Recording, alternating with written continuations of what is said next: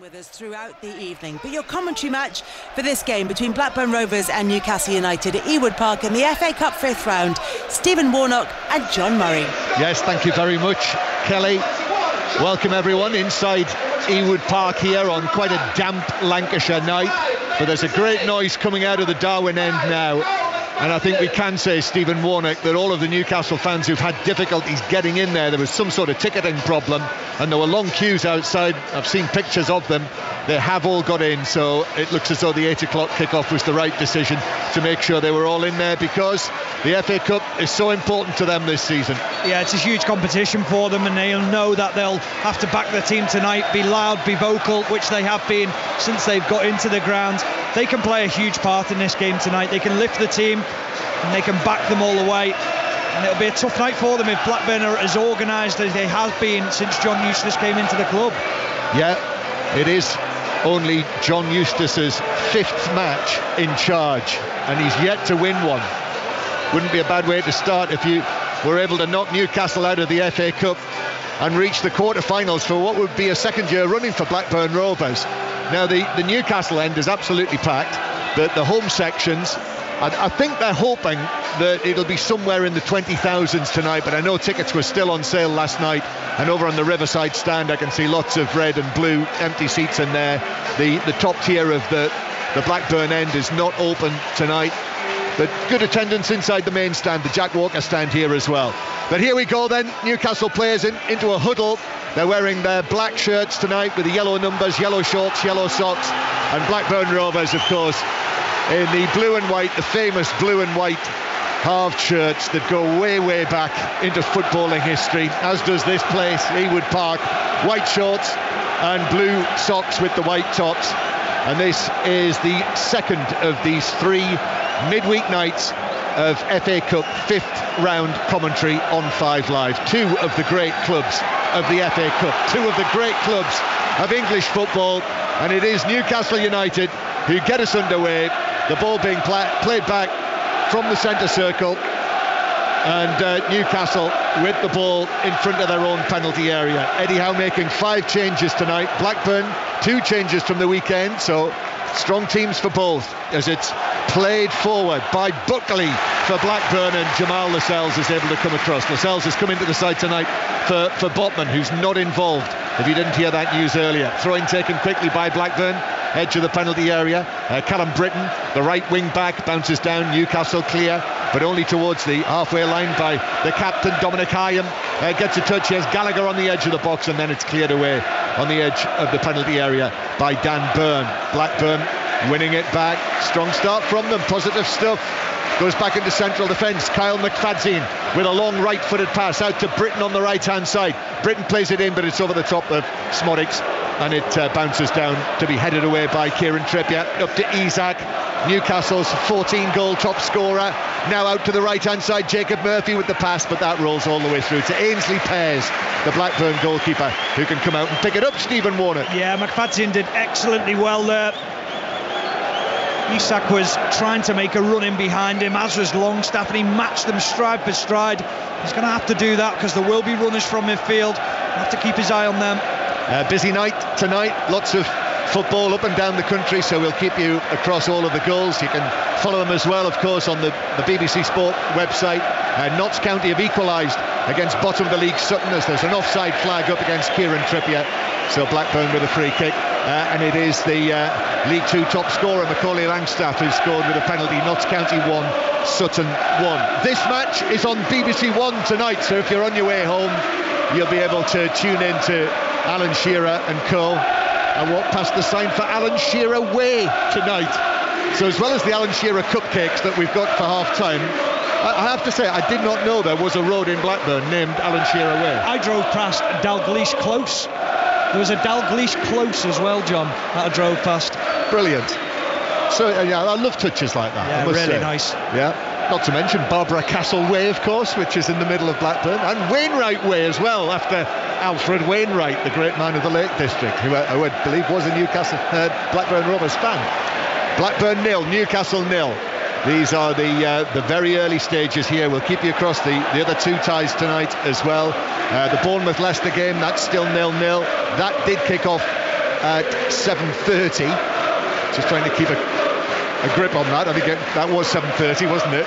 And that match you can watch on the iPlayer tonight. Bournemouth Leicester and Luton Manchester City is over on Sports Extra, but the whole picture here on 5 Live. And Sutton have gone back ahead at Notts County. Notts County 1, Sutton 2. Newcastle with the ball on the edge of their own penalty area. A long ball sent forward from Fabian Schär. Longstaff, Bruno Guimaraes centrally into the challenge. He goes, and it bounces for Newcastle over there on the right-hand side. Comes back centrally, Bruno Guimaraes into the challenge, but he loses out to John Buckley. There's a bit of youth about this Blackburn side as well. Not quite as much youth as we saw at the weekend when you and I were at Wembley for the team in red, although there is a 15-year-old on the bench for Blackburn tonight, Rory Finneran. Here's Britton for the home side, Blackburn Rovers, down the right-hand side. Britton with his long hair and a thin headband, holding it back. Now Britton again, ball in field now for a little pass from Dolan, and then from the angle, the shot is blocked behind by Smodics and bounced back onto him, and it is a goal kick, and it is still Blackburn 0, Newcastle 0.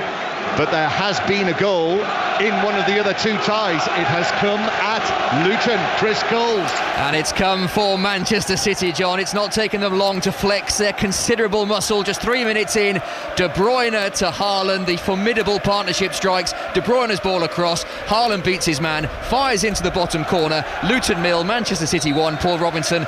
That's a pretty brutal Manchester City start. Been a really good start from City, dominated possession. Haaland against Mengi's been a real key figure early on in the game, but that was Núñez down this left-hand side, slips De Bruyne in behind the defence, plays that ball we see all the time across the 6-yard box, slightly behind Haaland, who wraps his left foot round it, finishes with a plumb. Luton 0, Manchester City 1.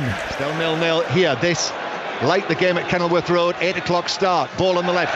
Willett swings it over left-footed, but got far too much on that. Bounces to Kieran Trippier, who did briefly play for Burnley. Oh yeah, he deserves booing here. Yeah. You can't come here as a Burnley player, an ex-Burnley player, not expect to be booed, John. Yeah, I got booed the other way, so... Well, that's right.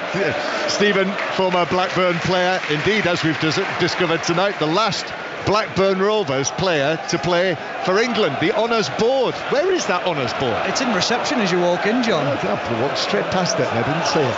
Just pick your head up. You can play midfield, poor John. Vision, that, yeah. He has Isak down the right-hand side for Newcastle into the penalty area, but the challenge comes in on him from Scott Wharton, who got the touch on that to send it behind for a corner to Newcastle from the right-hand side. The other one I was wondering about tonight is, he's on the bench for Newcastle, Harvey Barnes, who was born in Burnley. And his dad, of course, played for Burnley. Are you going to start the boo? Well, if no one picks up on it. My money is on him being booed for that Burnley connection. Corner from the right for Newcastle, which is played in short. Now it's back to Trippier, who swings one into the back post. Byrne heads it across, and then it's cleared away by the left wing back, the Aston Villa loanee Ben Crescenny, who's making his 8th appearance for Blackburn tonight. So Ben Crescenny has come in at left wing back. Andrew Moran, who's on loan from Brighton, is into the midfield. Both of them 20 years old. So the Blackburn team pairs in goal. Hyam, McFadzean and Wharton, the 3 central defenders. Britton on the right, Crescenny on the left, Buckley and Moran in the middle. Then Tyrese Dolan, Sam Gallagher, and the 23-goal top scorer in all competitions, Sammy Smodics. Ball out of play for a throw into Blackburn, halfway inside their own half. John, I know you usually have your binoculars out before the game, looking at boots and getting colours so you can identify people. Did you see what Andrew Moran did? Go on. He's changed his boots. He was wearing yellow boots in the warm-up. There you go. So he came across to the front. He slipped about 2 or 3 times, and then he's changed his boots. So you might need to add that to your notes, John. Thank you very much. That is excellent summarising. That is top summarising. Here's Dolan on the halfway line. Dolan playing the ball out to the left flank, and it bounces forward off Crescenny. Gallagher in, but the offside flag is up against him as he shoots for goal. Quick flag.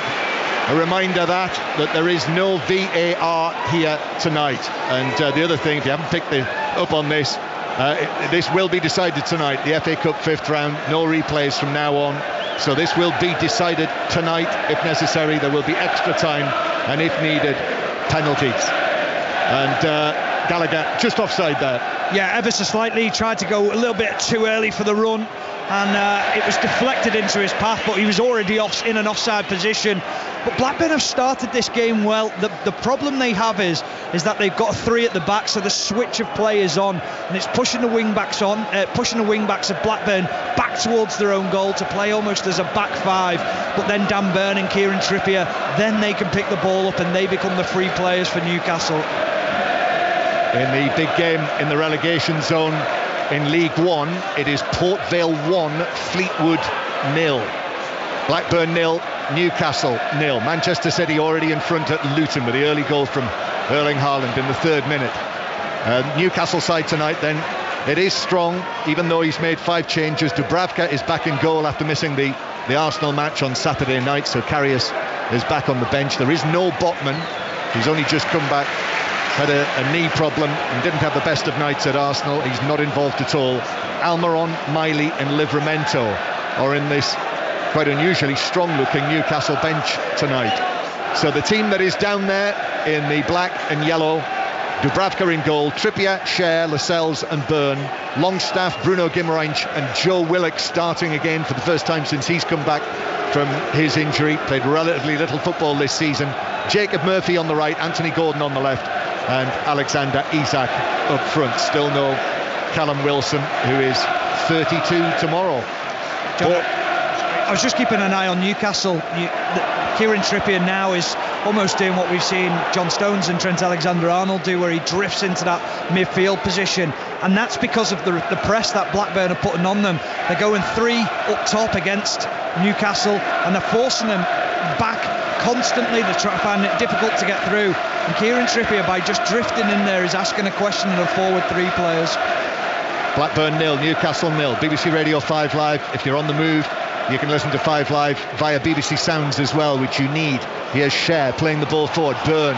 Now Willock overhits the pass through the inside left position, which runs all the way through and behind for a goal kick that will be taken by, in fact, it's taken a touch off a defender on the way past that, and it is a corner. That is a cheap corner. Yeah, it just took a little nick off the defender. The goalkeeper tried to stop it going out. Dan Byrne was quite comfortable in the fact he knew he didn't have to go after it. But this is where Blackburn have to be very, very well organised. The quality of Kieran Trippier as he comes across to the left side to get that in-swinging corner. Yeah, in front of the Blackburn end. And they've very much now cottoned on to the Kieran Trippier Burnley connection. Roundly booed as he made his way into that corner. So Trippier will take this short, and it's given back to Trippier, who swings it in right-footed towards the back post. And the shot on the volley is blocked at source as it was dropping nicely. It was great delivery actually from Kieran Trippier right into the path of Bruno Guimaraes, but the challenge came in and it was blocked out for a throw on the far side. Yeah, smart, using all his experience. McFadzean at the back post, he didn't go for the header, he just read that it had missed them all out and gone to that back post. So it is Blackburn 0, Newcastle United 0. Back to Bournemouth, Henry Moran. Leicester very close to a goal. Good driving run from Albrighton. His low shot cannoning into the post. And Leicester, with all the pressure at the moment, Bournemouth 0, Leicester 0, 4 minutes to the break. Newcastle trying to break through the middle, but then Willock wins the ball back. Bruno Guimaraes through to Willock, just a little strong, and it runs away from Willock. It seemed to gather pace as it ran on there. After there was a mistimed challenge, wasn't there, centre field that Newcastle could have taken advantage of. Yeah, John Buckley just taking a little bit too much time on the ball. He thought he was clipped by Guimaraes, but the referee was right on top of it. He was literally a yard away, and he said, no, you've gone to ground too easy. But just overcut the ball into Joe Willock as he made that forward run. Yep, one of the elite referees in the middle tonight, Jared Gillett, the Australian. Blackburn 0, Newcastle 0. With 12 minutes played and the ball bouncing back into the Newcastle half. I was thinking Kieran Trippier, Stephen, getting a reception like this, but of course Newcastle have already played at Sunderland in the FA Cup this season. Absolutely. It was a good deal louder than that, I can tell you. And actually, that was quite the preparation for this, wasn't it? They won very well as Cher, right-footed, sends it towards the edge of the area where it's headed away by Cresceni, kept in on the far side for Blackburn. Smodics comes for it, but Bruno Guimaraes wins it easily as Smodics just slightly slips. And now here is Joe Willock. Willock now to Gordon on the left-hand side. Gordon into the full-back position, takes on Britton, left-footed cross, that's headed away near the penalty spot for Blackburn, but Newcastle take up possession again. I'm sure Eddie Howe, he'll have said to his players, we need just the same sort of attitude, the same sort of performance as they put in at the Stadium of Light on that day. And since then, they went and won at Fulham in the fourth round of the FA Cup. So 2 away wins so far. Gordon playing the ball in, Isaac dummied it. He was hoping that Longstaff would latch onto that. And then there's a foul centre field and a free kick to Blackburn halfway inside their own half. Other later scores in League 2, Swindon are leading by 1-0 against Tranmere, and in the Scottish Premiership, struggling Ross County have taken the lead against St Mirren. Jordan White the goal scorer. Ross County 1, St Mirren 0, and in League 1 it's just come up. Burton 0, Carlisle 1. Bottom of the table, Carlisle winning at Rochdale at Burton. Blackburn 0, Newcastle 0. And Blackburn breaking with Dolan. Dolan now rolling it forward for Britton. Britton looking for the ball to Gallagher on the edge of the area. Half cleared by Lascelles. Bounces back into the penalty area where Trippier is able to turn and play it out for a throw on the far side.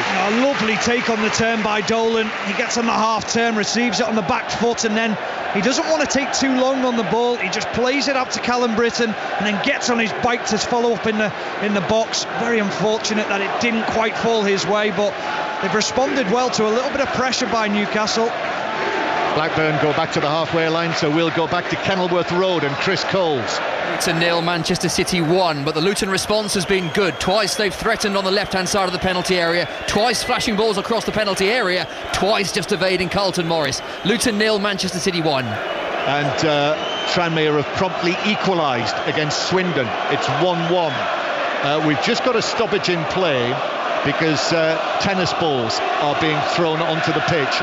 And this is part of the continuing protest and dissatisfaction with the owners of Blackburn Rovers. This was planned. It was planned for the 14th minute of this match because the Venky's, the owners, Venky's London, have been in charge for 14 years. And obviously this match has been beamed around the country, beamed around the world probably. And therefore it was an opportunity. I mean, it's, I would say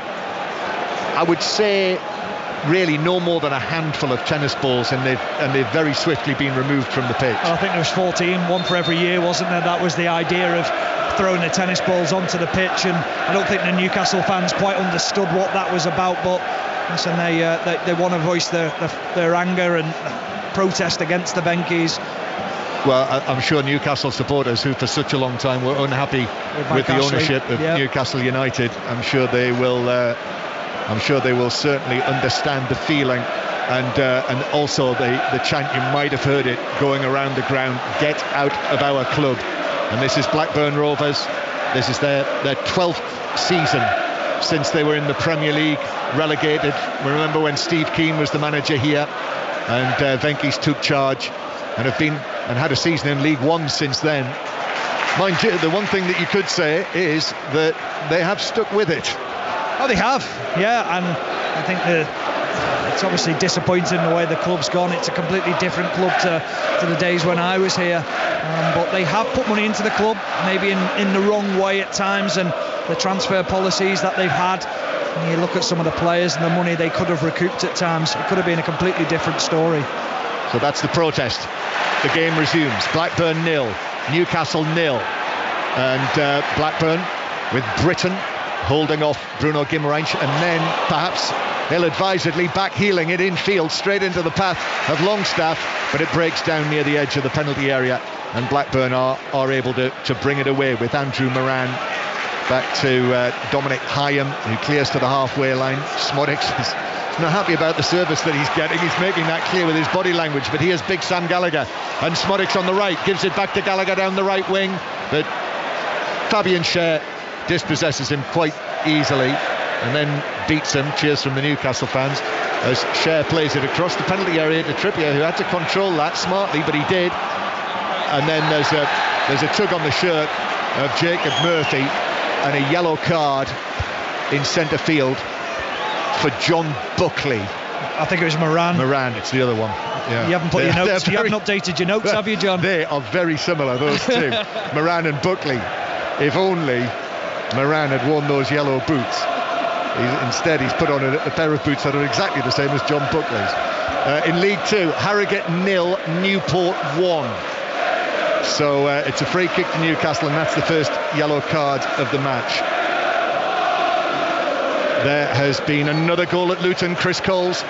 Goal for Manchester City, another goal for Erling Haaland, another assist for Kevin De Bruyne. Lovely ball through from De Bruyne. Haaland holds off Mengi, slides it under Tim Krul. It's Luton 0, Manchester City 2, and at the moment this is one-way traffic, Paul Robinson. Nothing more than City deserve. Haaland with his battle with Mengi again comes out on top. 1-on-1 with the goalkeeper, and it's a fantastic finish by Haaland. 18 minutes in, John, but already Manchester City look home and hosed. 0-2.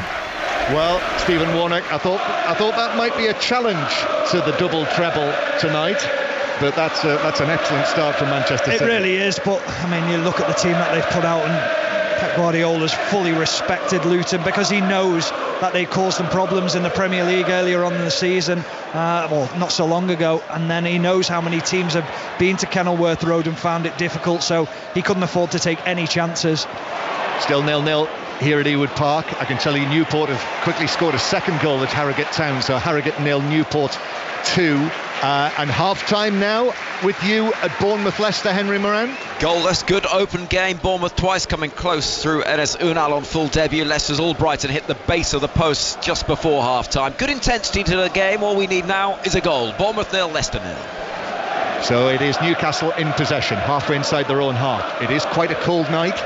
So looking down from high up here in the Jack Walker stand, I can clearly see Fabian Cher's breath on the air as the ball finds its way to Gordon on the left-hand side. Gordon, in comes Britton with the challenge. That was quite a heavy challenge on Gordon. Yeah, Jared Gillett says free kick. Free kick in the full-back position. Brilliant play by Anthony Gordon, because he goes to send the cross in, and then he throws another shimmy in, and Callum Britton buys it, and he just clatters into Anthony Gordon. It's been a really good battle between them two, because Britton's not slow, he's no slouch, and he's going to have to be at his best tonight to deal with Anthony Gordon. Free kick to Newcastle then in the Blackburn right back area. In the Women's Nations League, by the way, Northern Ireland 0, Montenegro 0 is the latest score, so Northern Ireland still 2-0 up on aggregate. So this free kick for Newcastle. We've got 3 players between the penalty spot and the edge of the 6-yard area for Newcastle, and then another 3 in the 6-yard box, so it's very congested in the central area. So Kieran Trippier standing down now with his hands on his hips. It's like a short corner, this. It's been taken approximately halfway between the corner flag and the edge of the penalty area. Fabian Cher at the back post. In it goes towards him and over him and beyond Lascelles as well, and straight through for a goal kick. Hence the Blackburn cheers from the home stands. Blackburn 0, Newcastle 0. Delayed kick-off here till 8 o'clock, and it was an 8:15 kick-off at Wigan Bolton in League One. Sani Radravajala is there, so you're underway now, Sani. Yes, we are. Everyone is in their seats. The away end is packed. 7 minutes gone. It's Wigan Athletic 0, Bolton Wanderers 0.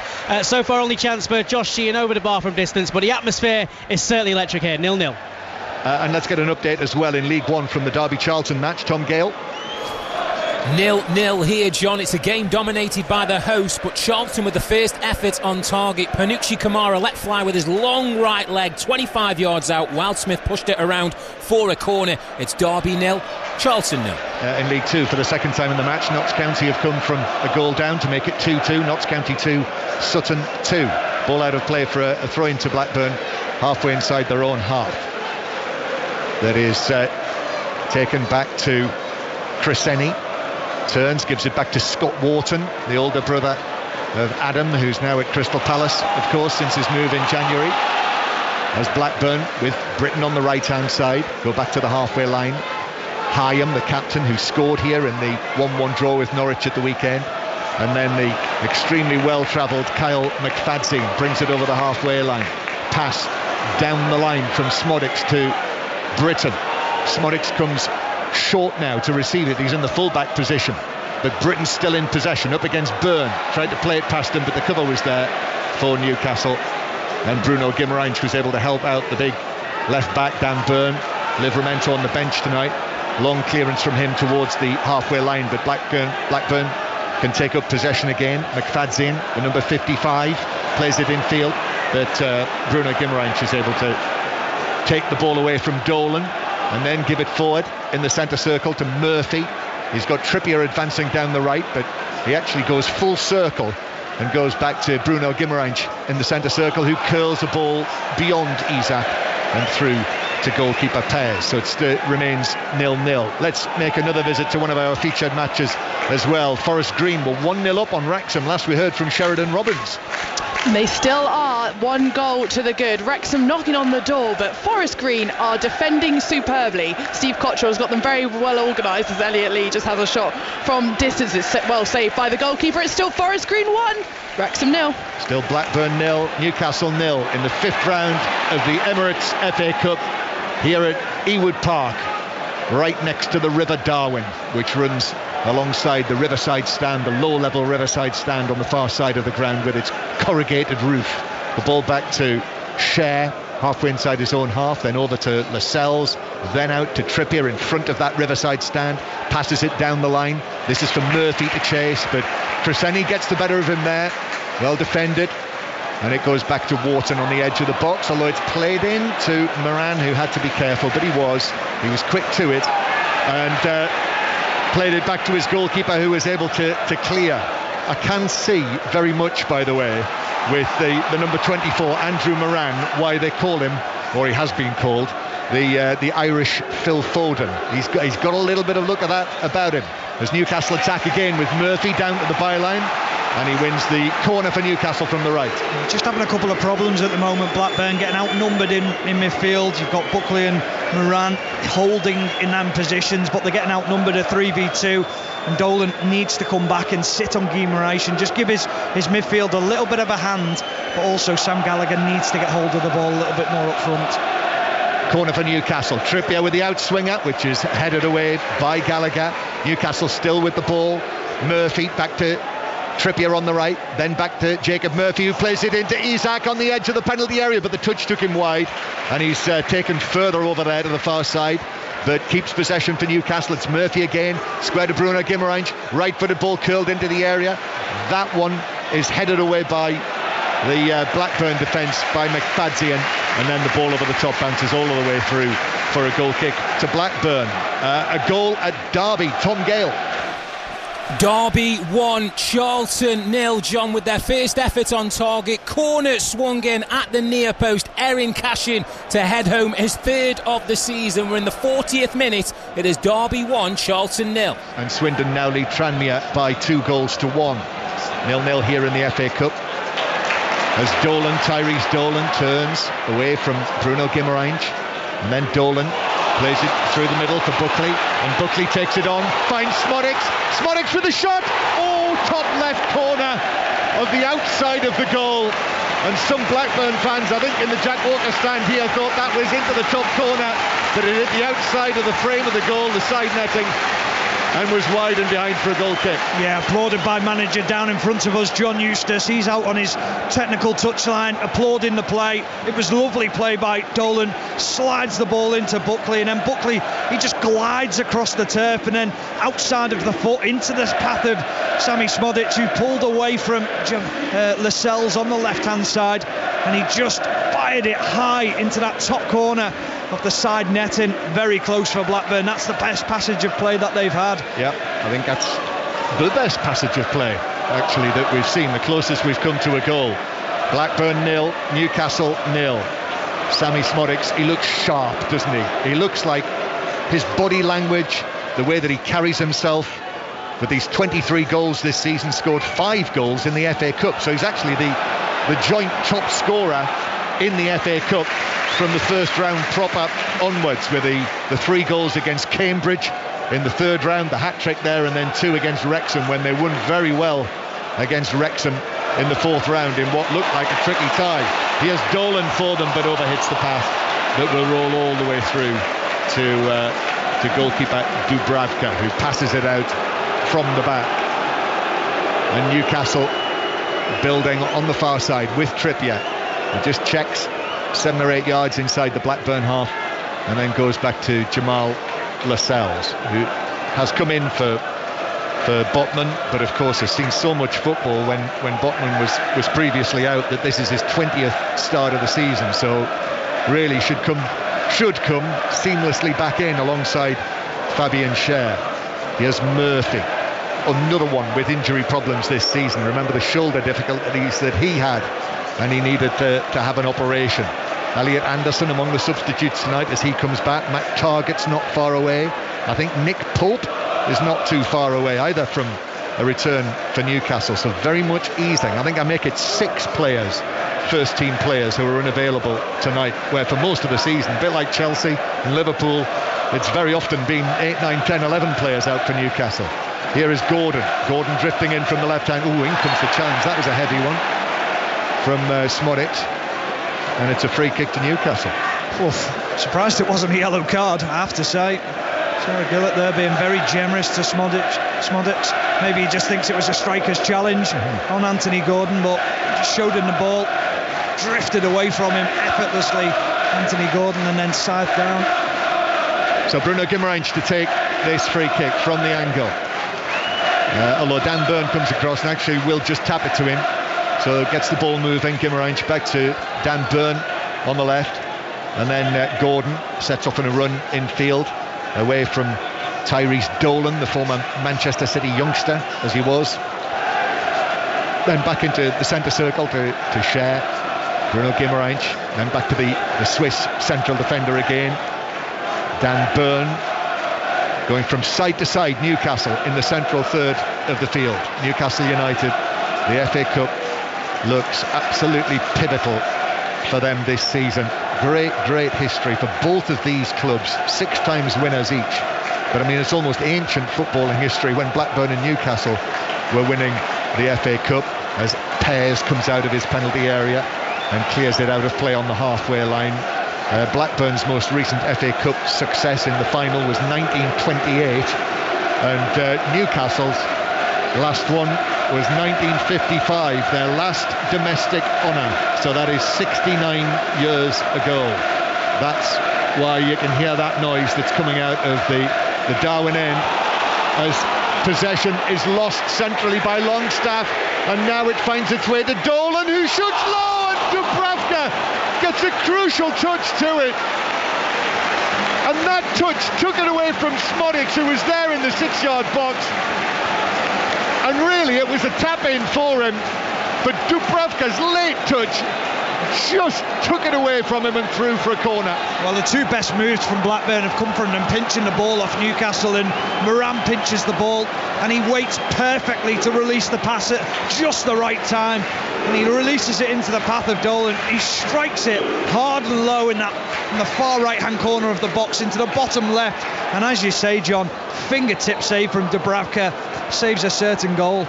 It did 2 things really, didn't it? Saved the goal from Dolan, but also deflected it behind Smodic's. Corner is taken, a low shot comes in from Hyam. I think it's Smodic's again, John. Smodic's outside the area, and it was straight at the goalkeeper Dubravka, who was able to pick it up. Smodic's was unmarked. What was he, 23, 24 yards out? Hit it well through a crowd of players. Fortunately for Newcastle, it was straight at the goalkeeper. Yeah, really well worked from Blackburn. They have a number of runners that take the defenders of Newcastle into the box, and it just frees him up on the edge to get that strike away. It's a challenge for this Newcastle, no question. Blackburn on the defence here though, and Longstaff shoots from the angle, but it was blocked at the near post by the Rovers goalkeeper Ainsley Pears, out for a corner at the other end to Newcastle. Oh, he had to be alive for it, because I think everyone thought it was going to get fizzed across the box, but such was the angle, he could only fire it in at the near post, and it was a smart save from the goalkeeper. Yeah, it was, next to his near post. Newcastle corner, Trippier with the outswinger. Gallagher's able to get up and head that away. Big man, 6'4", forward, but important when it comes to defending set pieces. It's Newcastle again. left-footed ball right across the penalty area. Cher tried to cushion a volley across the box, and it was deflected. Oh, the offside flag was up against Cher, so a free kick to Blackburn inside their own box.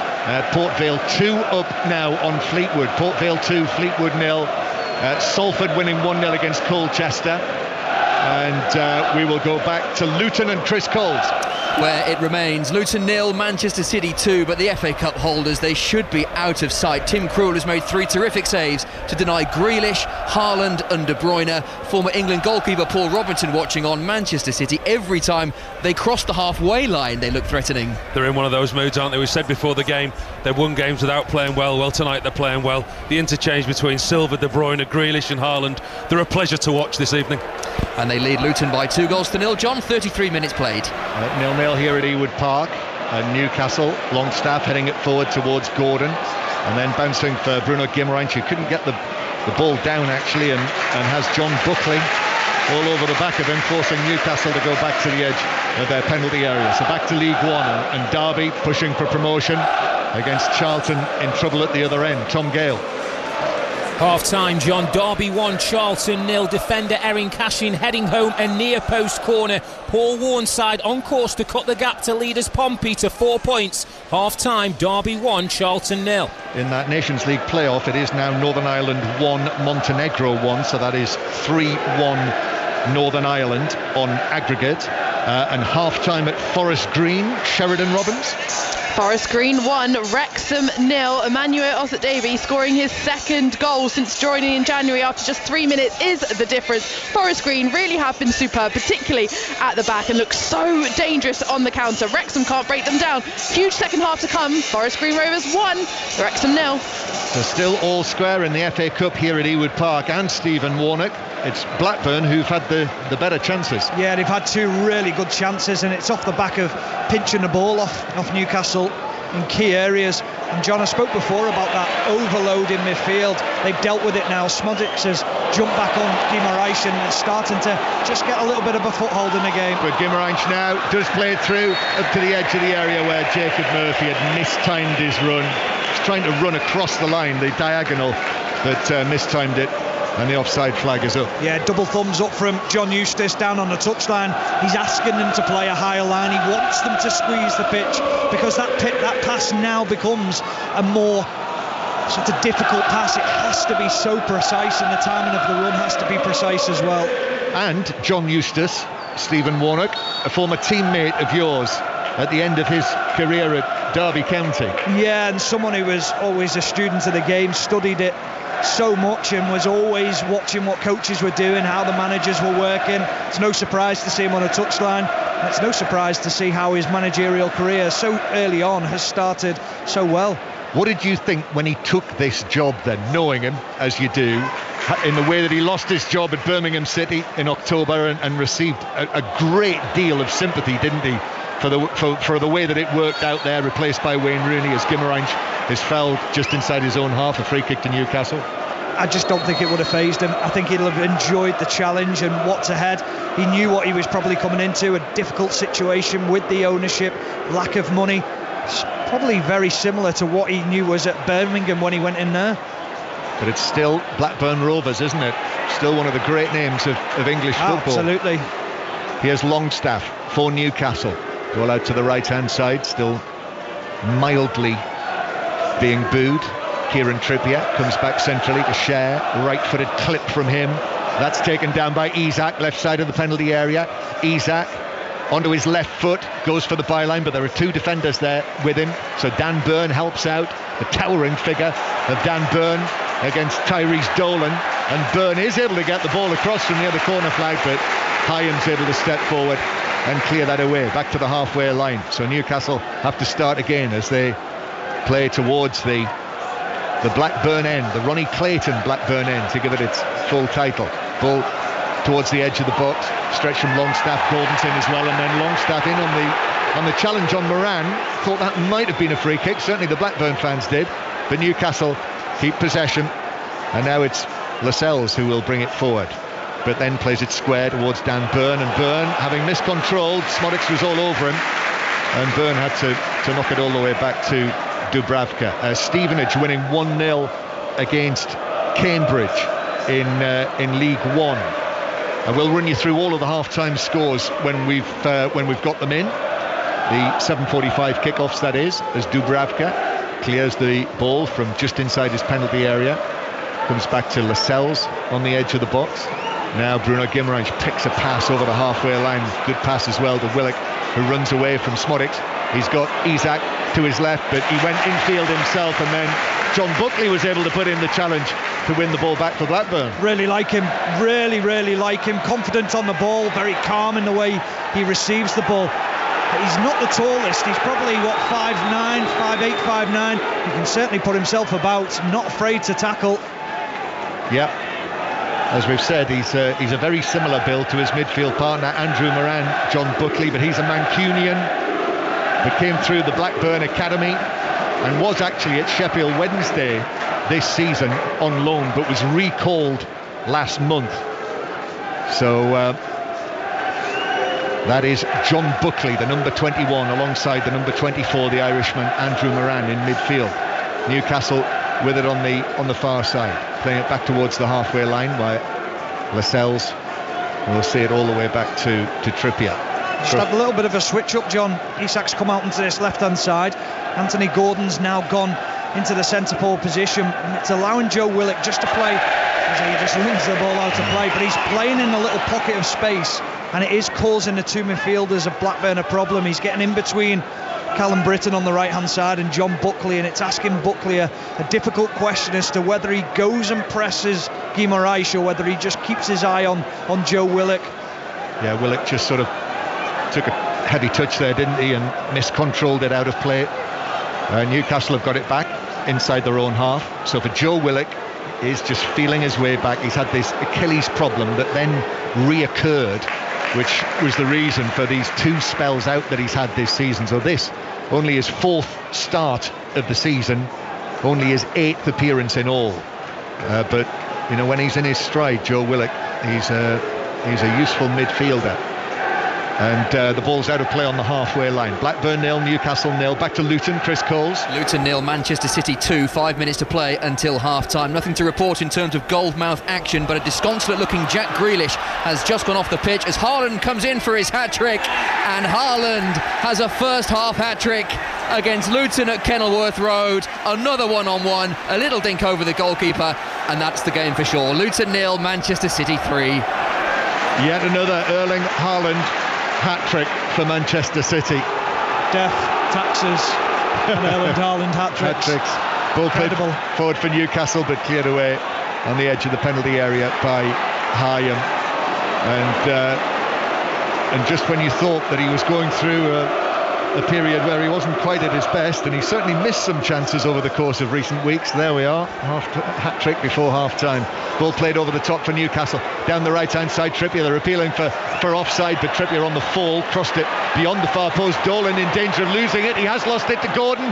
Now Willock inside the penalty area, but Willock ran into Blackburn's Hyam, and Blackburn were able to get it away. And in fact, Britton slices it quite badly out of play behind the dugouts. The half-time scores, I'll run you through them in the 7:45 kickoffs.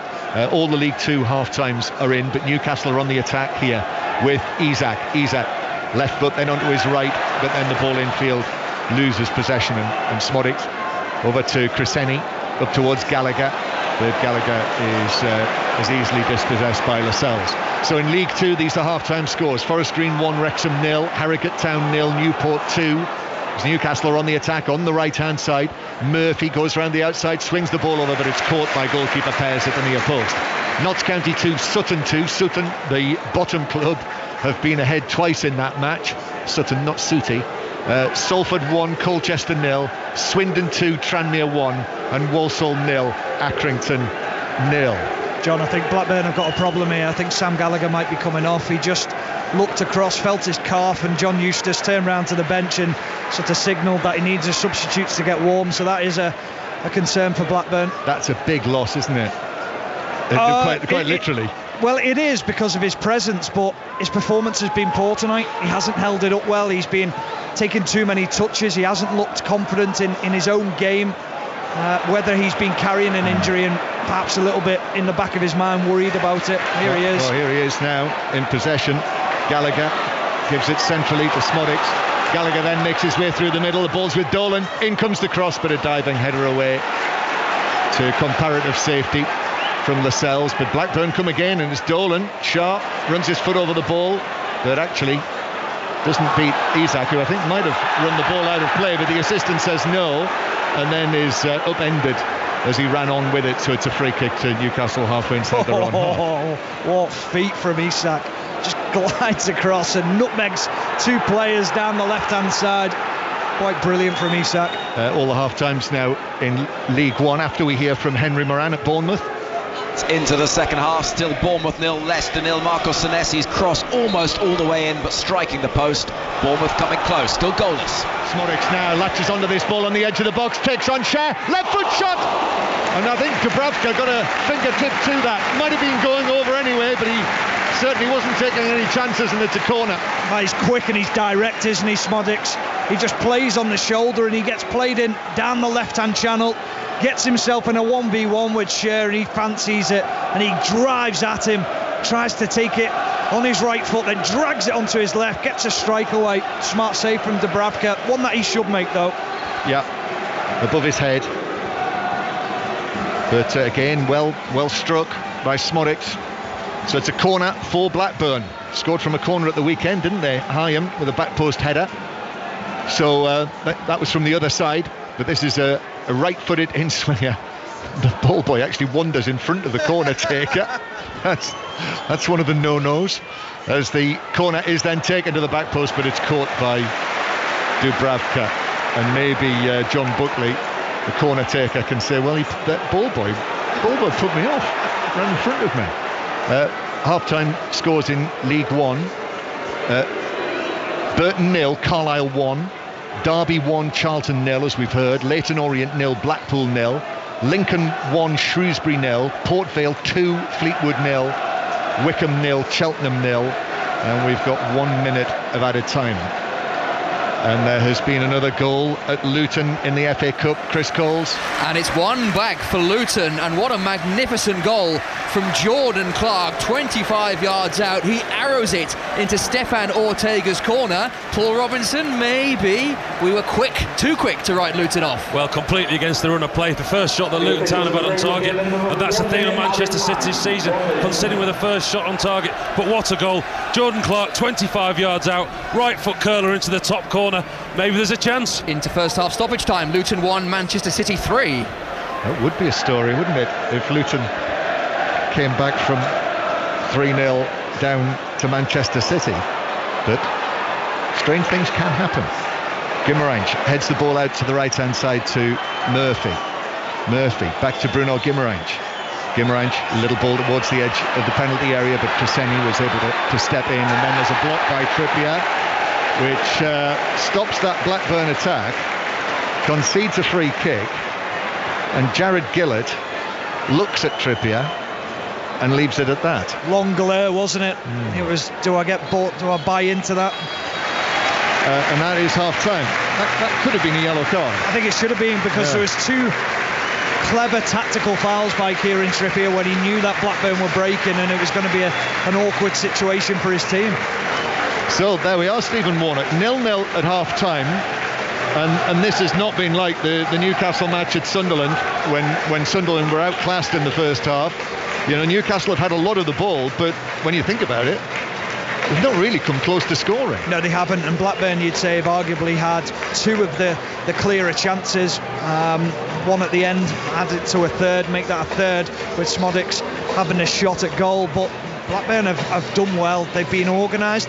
You accept that Newcastle are going to have more of the ball, but you say, okay, well, they're going to have the ball, they have it in front of us. We don't let them play through us. We don't let them play little slide passes in behind our defence. And I have to say, John, the three centre-backs, Wharton, McFadzean and Hyam, have been outstanding. They've covered each other. They've made sure if one hasn't got the challenge, the next one's there biting at the challenge.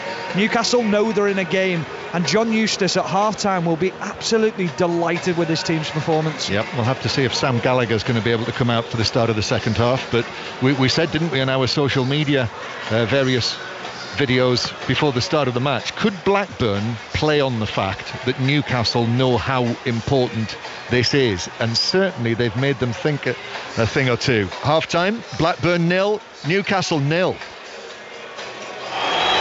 John Murray and Stephen Warnock will be back at Ewood Park for the second half of that game that kicked off at 8 o'clock. 7:30 kick-off at the Vitality, so they're a bit further ahead. Here's Henry Moran. They are, yeah, an hour gone. It remains Bournemouth 0, Leicester 0. Bournemouth beginning to look like the Premier League side and have created good opportunities in this second half. Dango Ouattara has just blasted over from distance. Semenyo honours a second half substitute, offering plenty up front. Bournemouth 0, Leicester 0. Let's check out what's happening in the EFL. In League One, Derby in action against Charlton. Tom Gale.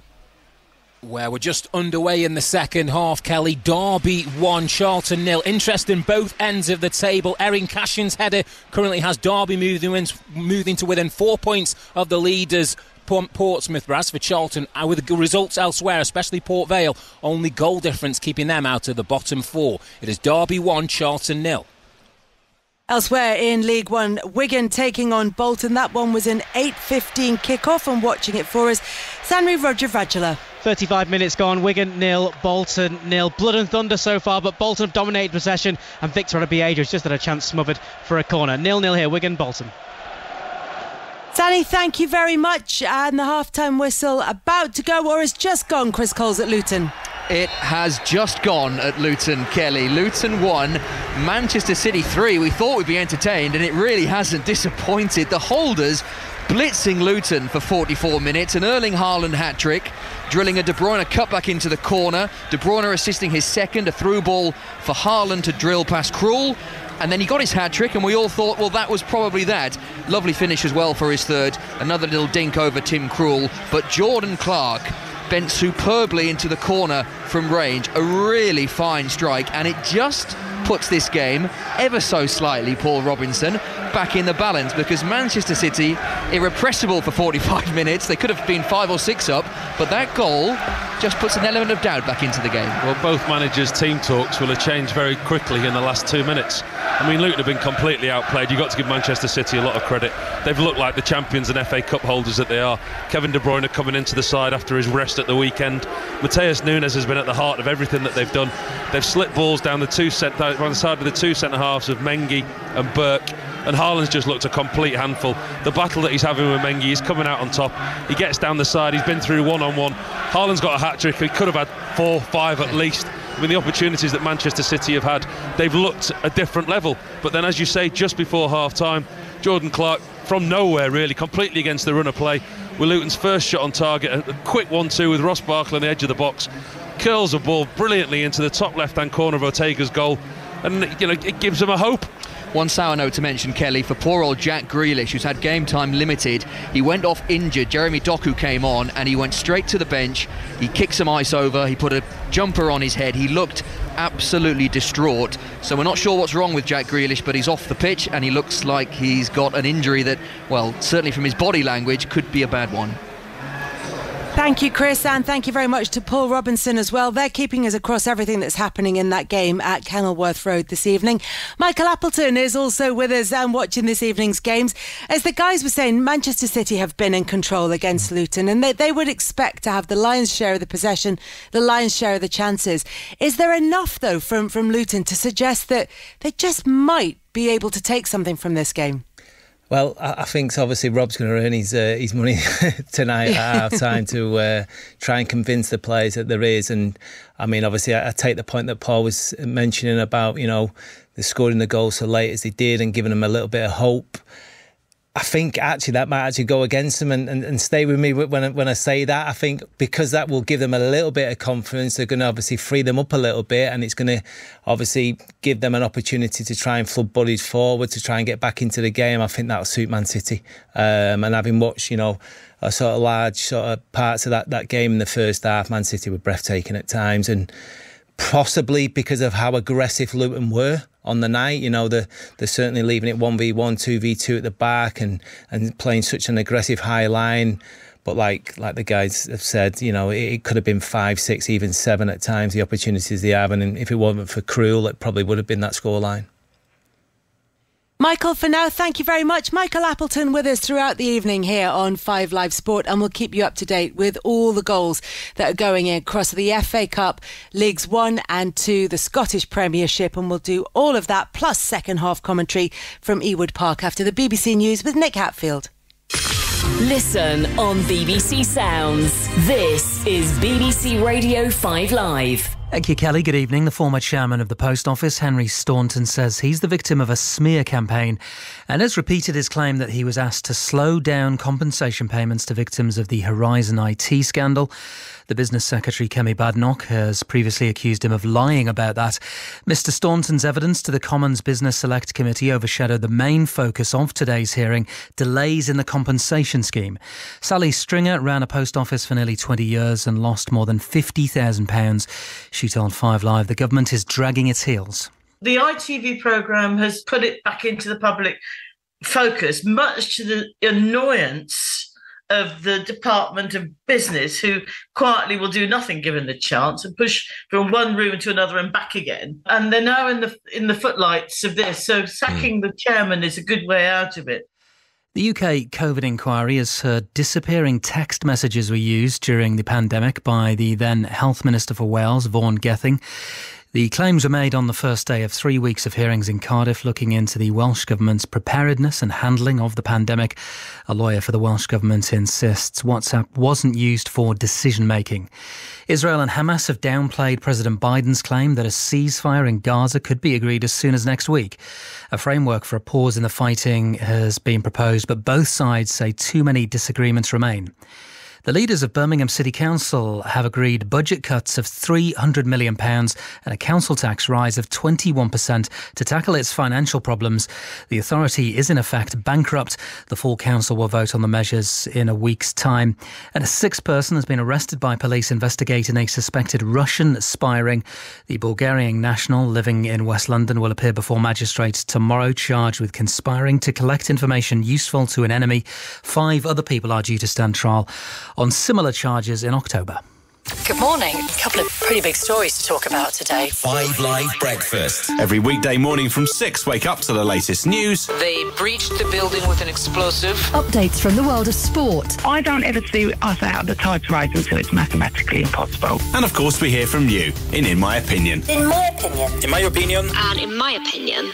And from 4. Thank you for being with us on Drive tonight. Let's return to that breaking news. 5 Live Drive. Rounding up the day's news and sport. We have an in tray as long as your arm. The machinery of government needs a real refresh. BBC Radio 5 Live. The voice of the UK. Listen on BBC Sounds. This is 5 Live Sport with Kelly Cates. On 5 Live. Listen on BBC Sounds. And our commentary match on 5 Live Sport this evening comes from Ewood Park. It's the FA Cup 5th round tie between Blackburn and Newcastle. Goalless as yet as they fight for a place in the quarterfinals. As we've been hearing, Bournemouth taking on Leicester. That one is also goalless. And Manchester City 2-1 up at Luton, at Kenilworth. 3-1 up against Luton at Kenilworth Road at half-time. And we'll be back. We'll keep you up to date with everything that happens there. Elsewhere in League One, it's Burton 0, Carlisle 1. Derby 1, Charlton 0, as we've heard. Leyton Orient 0, Blackpool 0. Lincoln 1, Shrewsbury 0. Port Vale 2, Fleetwood 0. At half-time, it's Stevenage 1, Cambridge 0. Wigan 0, Bolton 0. That game was a late kick-off. It was delayed by half an hour, so 8:15 for that one to get underway. Wycombe 0, Cheltenham 0. And also in League One today, Reading have been deducted a further 2 points for persistent late payments to HMRC. That's the club's 3rd points penalty of the season. In League 2, Forest Green lead Wrexham by 1-0. Harrogate 0, Newport 3. Notts County 2, Sutton 2. Salford 1, Colchester 0. Swindon 1, Tranmere 2, and Walsall 0, Accrington 0. In the Scottish Premiership, Ross County have been struggling, but they lead St Mirren by 1-0 at half-time. Earlier this evening, England's women beat Italy 5-1 in a friendly international. Lauren Hemp got 2 of the goals for Serena Wiegmann's side. England were playing that friendly because they failed to make it to the latter stages of the Nations League, which also means there will be no Team GB at the Olympics in Paris later this year. But on this week's Women's Football Weekly podcast, Ellen White and Ben Haynes are joined by Arsenal captain Kim Little, and they shared their memories of playing at the Olympics together in London 12 years ago. Yeah, don't bring that game up, please. Yeah, don't. Well, okay, maybe let's just talk about what it's like to trade with each other. The last time was I got my head knocked, didn't I? Was that? Yeah, it was against Australia, and I remember I remember screaming at Kim, and Kim knows how to kind of calm me down, and she's just this calming influence on the pitch. And I remember just screaming at her because I can't remember what was happening. She was just like, "I know, Ellen, it's absolutely fine." But you're telling me to get up. I can't remember. You were telling me. I can't remember. And she's like, "Yeah, I know, I'm trying, but I don't think anyone else is." I think you were maybe telling me to get closer to you because you were the 9. And I was and a guy couldn't, I couldn't come because I had, and I was like, Ellen, I can't. And I was like, I'm sorry. I'm so sorry. I know, I don't get angry back, do I? I just can't, Ellen. It's funny. And that actually helps me because then I'm like, I've been a plonker there. Do you feel bad after you've done that? After you've given someone sort of a really good sort of hairdryer? Are you then like, what have I done? Well, 100% when you're doing it to Kim. Like, do you know what I mean? No, but it makes me think too. It makes me think too because I'm like, okay, maybe how do I solve this? Maybe we are too deep. You need to get out of it. So it's not a bad thing, I don't think. But I'm just like, okay, I'll try and help. You can hear all of the latest episode of the Women's Football Weekly podcast on BBC Sounds from tomorrow. Elsewhere, Brighton winger Caro Mitoma is out for the rest of the season with a back injury. Brighton manager Roberto De Zerbi also confirmed that Evan Ferguson and João Pedro will miss tomorrow's FA Cup 5th round tie at Wolves. Liverpool midfielder Ryan Gravenberch will miss their 5th round tie against Southampton at Anfield. Gravenberch damaged ankle ligaments during the League Cup final on Sunday. Tomorrow's 5 Live Sport will have full commentary of Chelsea against Leeds from Stamford Bridge. And the other 5th round tie tomorrow, Nottingham Forest against Manchester United. And then the draw for the quarter-finals will take place at 7 o'clock tomorrow night. The latest episode of the Test Match Special podcast is available right now on BBC Sounds. The team hear from England head coach Brendan McCullum and assess the fallout from England's Test Series defeat by India. Our commentary match on 5 Live Sport this evening is the FA Cup 5th round tie between Blackburn and Newcastle. We're also keeping you up to date with all the live football matches this evening, including the one that's underway at the Vitality between Bournemouth and Leicester with Henry Moran. Where we've just seen a good shot from Bournemouth left-back Milos Kerkez beaten away at the near post. Bournemouth sending on the reinforcements, looking for that goal, heading towards the final 15 of the 90. Bournemouth 0, Leicester 0. Thank you very much for that. Elsewhere, Luton trailing against Manchester City, but they did get a late goal at the end of that first half that may well just have given them a little bit of hope. But Manchester City very much in top in that game. And it's goalless between Blackburn and Newcastle. We'll be off there very shortly. Michael Appleton has been watching this evening's action. This game between Blackburn and Newcastle is very finely poised, Michael. It's closer maybe than Newcastle might have expected. Yeah, and if anything, like the guys have said in commentary, Blackburn have looked the most threatening in the game. I think Summarised has had a couple of really good opportunities, and if it weren't for an incredible save by the Bravka in goal, I think Blackburn would have been leading the game. So John Eustace definitely would have been the happy of the two managers at half-time. Michael, thank you very much. Michael Appleton will join us at full-time in this game, and we're here right through till 10:30 this evening. Now, though, time for the second half of Blackburn against Newcastle from Ewood Park with Stephen Warnock and John Murray. Yep, thank you, Kelly. The Newcastle players are back on the pitch. We're still waiting for Blackburn.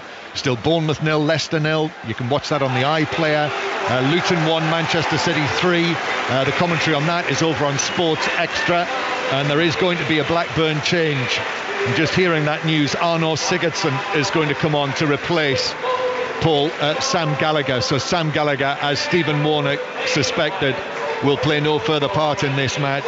And it is the Icelandic international Arno Sigurdsson, who did score in the third round against Cambridge, who is going to come on to replace Gallagher. So that is the number 7 for the number 9. So Blackburn now with Pears in goal, Hyam, McFadzean and Wharton, the 3 central defenders, Britton the right wing back, Crescenny on the left, Buckley and Moran, and now with Sigurdsson, Dolan and Smodic. And Newcastle, as they started, Dubravka in goal, Trippier, Scher, Lascelles and Byrne. There's the whistle from Jared Gillett, the referee, to get the second half underway. Newcastle's midfield, Longstaff, Guimaraes and Willock, and then Murphy, Isak and Gordon, the front line. So Stephen Warnock watching with me, former England defender, former Blackburn man, watching Blackburn in the blue and white halved shirts, being forced back into their own half, and the ball all the way back with McFadzean, who goes back to goalkeeper Pears. So what about the second half then? Newcastle will need to do better. Yeah, they certainly will. They'll have to move the ball quicker. They'll have to be more incisive in the top half of the pitch. They'll have to try and break down this stubborn Blackburn team, and that has been difficult for them in the first half. But Eddie Howe will have looked at analysed the first half, looked at it, tried to find a few solutions for his team in the second half, and we'll see whether they can find the solutions that he's given them. And Sigurdsson has slotted in the same sort of area as Sam Gallagher. Foul on the halfway line for Newcastle, a shove in the back on Longstaff, so it's a free kick to Newcastle inside their own half. In what turned out to be an 8:15 kickoff in League One, they've reached half-time down at Wigan. Sani Radravajala. Yeah, it's Wigan Athletic 0, Bolton Wanderers 0 at the break. It's been all Bolton this first half. Owen Toll with one of the best chances from 30 yards, the fullback, just being tipped over the bar by Sam Tickle. Wigan yet to register a shot at the break. It's Wigan 0, Bolton 0. As Newcastle come forward on this rather dank night, dry at the moment, as Trippier plays it down the line. Murphy with the cross into the penalty area, and there had to be a stretch and a clearance by McFadzean inside his box, and it bounces down for Blackburn to clear, but Crescenny, trying to actually reach the ball and hit it downfield, has only succeeded in giving it back to Newcastle, who are in these dark shirts, black shirts, sort of grey black shirts with yellow numbers, yellow trim, yellow shorts and yellow socks, against Blackburn in the first choice colours, the famous blue and white halves. Newcastle with Scher playing it out to the left hand side. Byrne is there, Livramento on the bench today, on this stronger bench for Newcastle. Almiron unusually on the substitutes bench. Here's Willock, change of feet from him, but he's actually dispossessed in centre field. So Sigurdsson, the blonde-haired Icelandic international, into the action, with Blackburn going back to goalkeeper Pears, who strikes it long into the centre circle, and then Lascelles heads it forward, but that's a poor touch by McFadzean.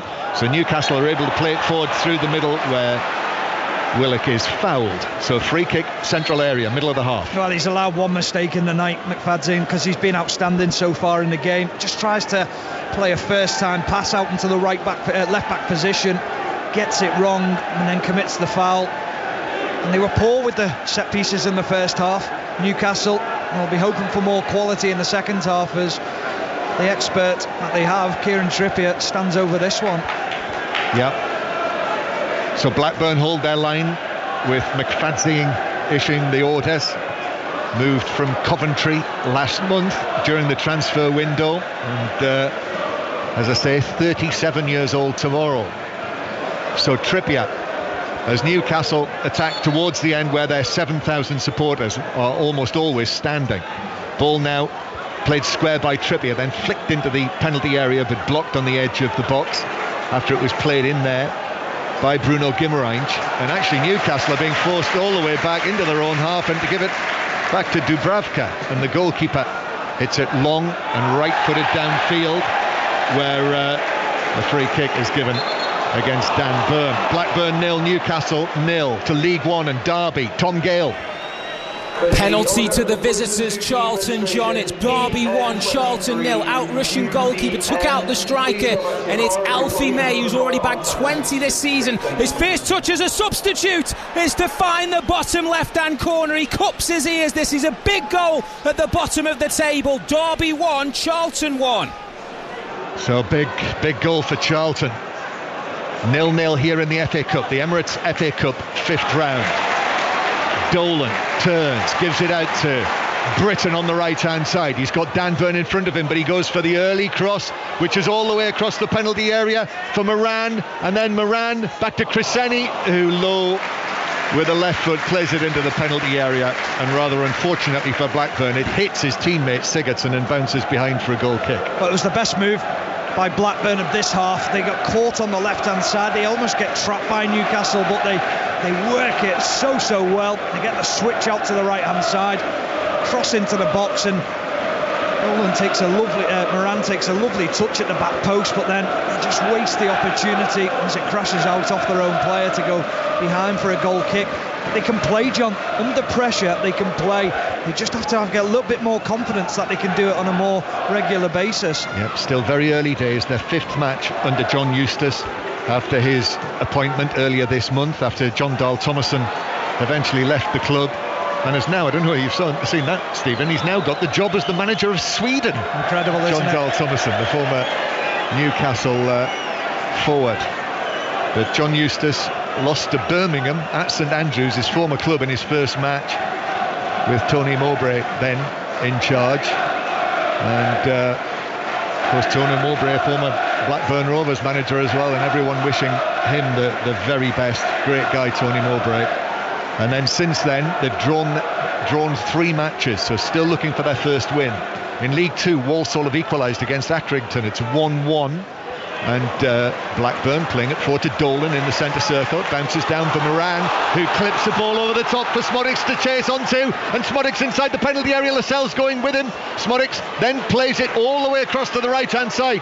Britton, he cuts it back to a low shot that is saved by Dubravka. Buckley with the effort, and the parry from the Newcastle goalkeeper was into the path of Trippier, who was able to clear it away.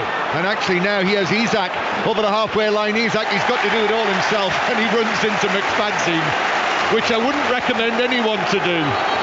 And you won't be surprised to hear that Isak has come off worst in that, and the referee stopped play because he obviously thinks there might be an element of head injury here, so he has to do that. Yeah, he was holding his face as he went down, Isak, but it was just a coming together between the two.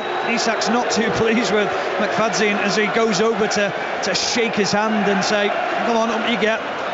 Physical player, he really is, Kyle McFadzean. He's strong in the way he goes into challenges, and it was just a block challenge between the two. It wouldn't surprise me if Isak had just almost head-butted into him and caught him. 0-0.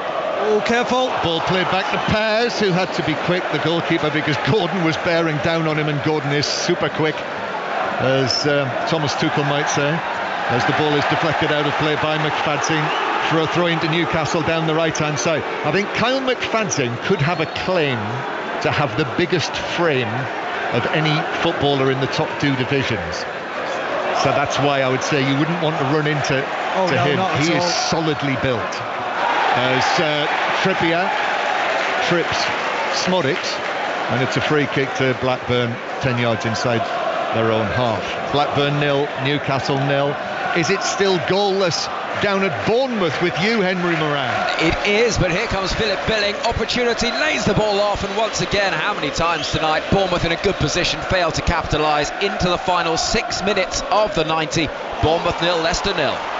Smodics hits a long pass for Britton to run onto this, and then back to Dolan on the edge of the box. Dolan shoots, maybe the wrong option there, and Newcastle had defenders back, actually did very well to get back into position. But Blackburn, you can hear the home crowd here, certainly the home sections not absolutely full. The attendance boosted by the 7,000 from Newcastle will certainly be into the 20,000s. Britton playing the ball across, took a deflection off Byrne into the path of Cher, who was able to clear it away. But Blackburn are asking questions of Newcastle. Yeah, they're coming again, Blackburn, wave after wave, making sure that they put them under pressure. The switch of play is causing Newcastle problems. Dolan with a flick through the middle for Sigurdsson, but Dubravka's able to race out of his 6-yard box and fall on it. John, the biggest compliment I'll pay Blackburn is that we're not hearing the Newcastle fans. They're silent behind the goal. They're not happy with their team's performance, and that's all down to the credit and the application and the way that Blackburn are playing. Back to Luton because Chris Coles. Because we might have an FA Cup story on our hands. Luton 2, Manchester City 3, and it's Jordan Clark again. Another excellent goal. Chest control in the area. A little cross volley into the roof of the net. Luton 2, Manchester City 3. How about this, Paul Robinson? It's that combination again, a 1-2 where Ross Barkley finds himself one-on-one with Ortega. Doesn't look up, rifles the ball into the roof of the net. Luton have been better since the start of the second half. A lot more compact and pressing higher up the field. What a game we have on our hands now. Luton 2, Manchester City 3. Well, there have been some ding-dong games there, haven't there, this season, and that might turn out to be another one after Haaland's latest hat-trick. So that's his second for Manchester City this season, and now his 8th in all for City in his second season. What odds are you getting on 2 hat-tricks? Well, that's a good one. You didn't think they were going to be able to come back, did you, Luton, in that match? No, neither did you. Don't give me that. Here's Chris Ennie playing it forward for Smodics to run down towards the ball on the left wing of Blackburn, but Lascelles slides it out of play. It's got a good ebb and flow to this match now, and just the way that it's developing suggests that there might be a goal not too far away. Chris Ennie playing it infield towards Moran, and then touch from Buckley back out to Chris Ennie, and Moran across the midfield, and then the central defenders have got it. Scott Wharton turns and gives it all the way back to his goalkeeper. Scott Wharton, Blackburn born and bred, so a big favourite. The left-sided central defender. This Blackburn attack breaks down. The crowd, by the way, 22,730. 22,730 inside Ewood Park tonight for this FA Cup occasion, for a place in the last 8.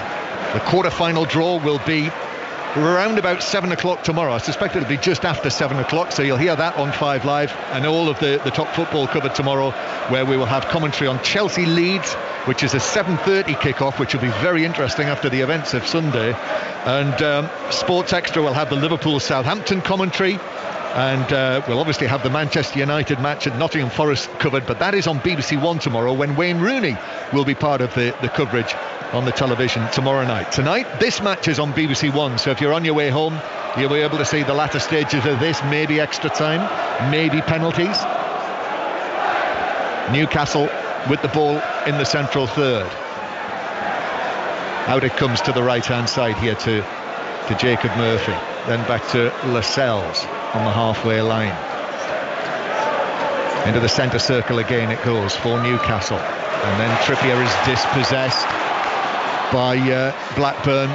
Smodics through the middle, but Longstaff is back in with a challenge on that. Bruno Guimaraes is able to take this away, and then he is upended by Scott Wharton, who just went in with his hip.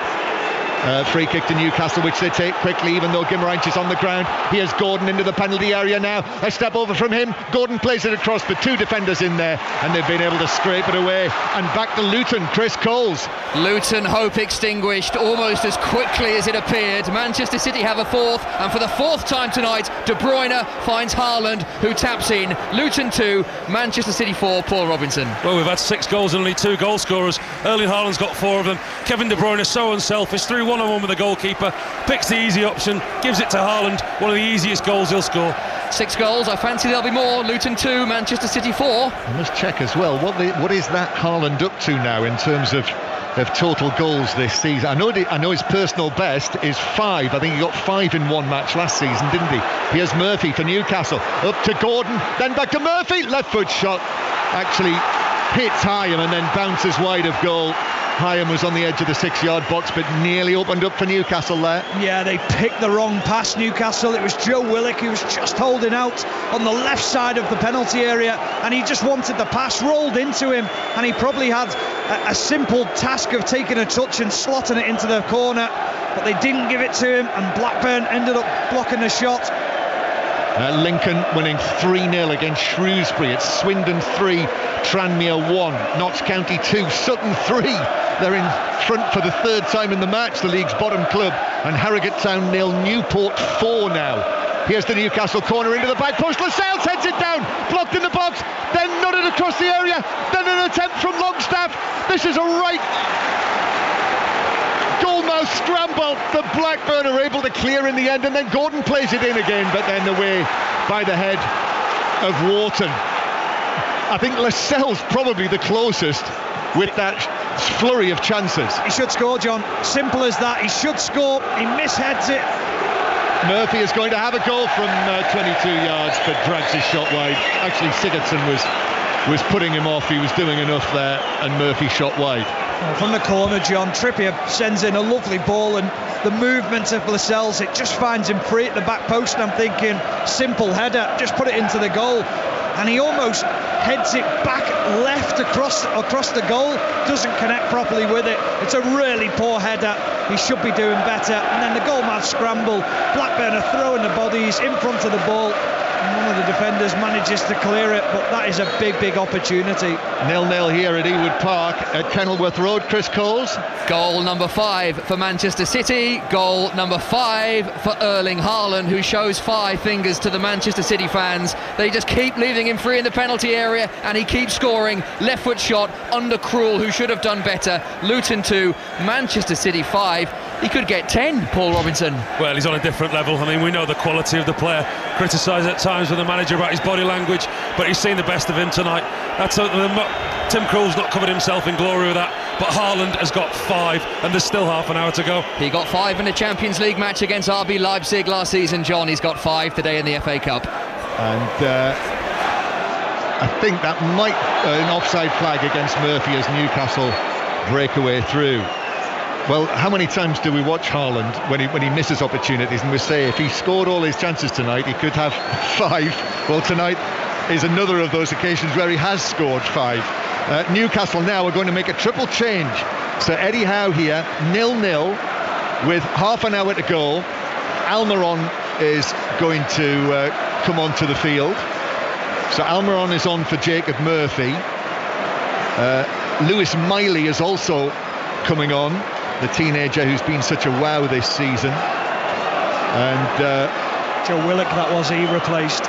Triple substitution for Newcastle, replacing number 14 Alexander Isaac, number 23 Jacob Murphy, has been replaced by number 15 Harvey Barnes. Harvey Barnes. Miguel Almiron, number 67. Is he going to be booed? We'll find out, won't we? So Harvey Barnes, who's another Newcastle player who's missed so much of this season, is on. So who's going to play through the middle? Presumably Anthony Gordon. Yeah. Here is Miley, Lewis Miley. Actually quite rare now, isn't it, for Miley to be left out of the starting lineup. So he's on, the number 67, over on the left-hand side of the Newcastle midfield 3. You can understand that for Joel Willock, his first start since his return. Yeah, you have to try and protect him as much as possible and make sure that he's here for the rest of the season. It's no point in giving him 90 minutes or maybe even more if this was to go to extra time, and taking a lot out of his legs, it wouldn't do him any good. Back to Bournemouth, Henry Moran. Well, the final whistle has blown and we are heading to extra time. Could easily be a Leicester City victory this. Yunus Akgun breaking free, firing over from 12 yards out, but we head to 30 extra minutes. Bournemouth 0, Leicester 0. Blackburn are now going to make a treble change as well, and they are taking off John Buckley from central midfield. They're taking off Tyrese Dolan and also Andrew Moran. So both central midfielders are taken off. Jake Garrett, as you've heard, the number 30, is coming on into the midfield. So Jake Garrett is on there. Also coming on, Yassin Ayari, who's another player who is on loan from Brighton. So one Brighton loan man goes off in the shape of Andrew Moran, and another in Yassin Ayari comes on to replace him. He's the number 44, Yassin Ayari, and the other man to come on to the field for, as Newcastle have the ball on the edge of the penalty area, but Barnes has shot, and in fact he was in an offside position. And we're also looking at Dylan Markande has come on to play in the wide position, the former Tottenham youngster. So Dylan Markande will be taking up a position for Blackburn. I'm presuming over on the right-hand side. In fact, there he is in the centre. The ball's played up towards Sigurdsson. Sigurdsson tries to get it out towards the left-hand side, but it's out of play for a throw into Newcastle halfway inside their own half.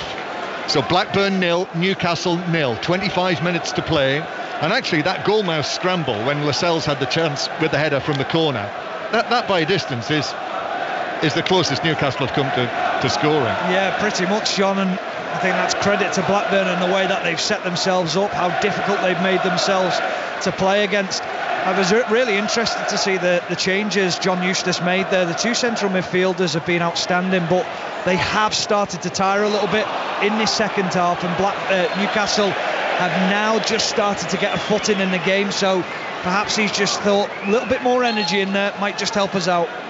Yep. Blackburn 0, Newcastle 0 remains the score. Back to Derby in League One, Tom Gale. Goal for the visitors, John. Derby 1, Charlton 2. The initial effort was blocked by Wildsmith, the goalkeeper, but followed up by Karoy Anderson, his first goal for the club. And remember, Charlton haven't won in the league since the end of November. We've got just less than 10 minutes of normal time remaining. Derby 1, Charlton 2. Notts County have made it 3-3 against Sutton for the third time in the match. Notts County have come from a goal down. A goal back for Harrogate Town. But Newport are leading there by 4-1. It's Salford 1, Colchester 1, and the ball is with Dubravka, the Newcastle goalkeeper. Newcastle being tested away from home here against Championship opposition.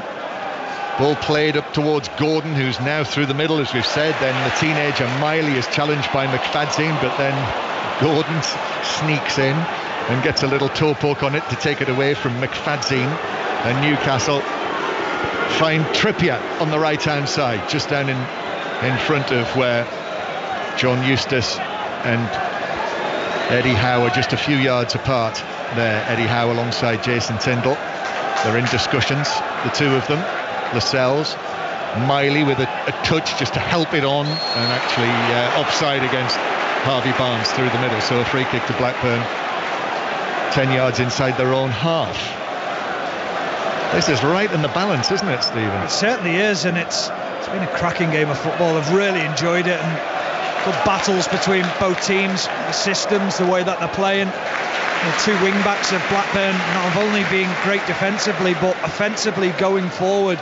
They've caused Newcastle problems. With that 5 tonight, by the way, Erling Haaland now has 27 goals for Manchester City this season, and that is with that big chunk of the season that he missed with the injury. That beats my career total. Does it? Yeah, 18. Yeah, but no one was expecting you to crack in 5 goals a match. I was. Well, as I now know, your standards are stratospheric. Blackburn 0, Newcastle 0. As Blackburn played over the top, but Dan Burn heads it down and away, but only back to Blackburn, who come through the middle to Sigurdsson. Then it bounces back centrally, but Newcastle step in and will break it away. The ball's played over the halfway line. Gordon, there's no flag, into the penalty area, but Pez makes the save. Comes out and blocks it with his upper body. Thought there might have been a flag, but there wasn't. No VAR. Now Miley into the area, driving on and winning a corner for Newcastle. Well, I thought he'd timed the run perfectly, Anthony Gordon. I didn't think the flag should go up, and it didn't. And then it's about, can you compose yourself? Can you calm yourself down? Shift the ball ever so slightly, give the goalkeeper a problem. Credit to Pez. He came out, he stood tall, he made Anthony Gordon make the first move, and he couldn't slot it past him. Outstanding goalkeeping. Corner to Newcastle from the left. That's the same side where they created the problems from their last corner. Trippier to take this, but Lascelles currently near the penalty spot. In it comes, near post, glances just wide and high from, I think, Longstaff,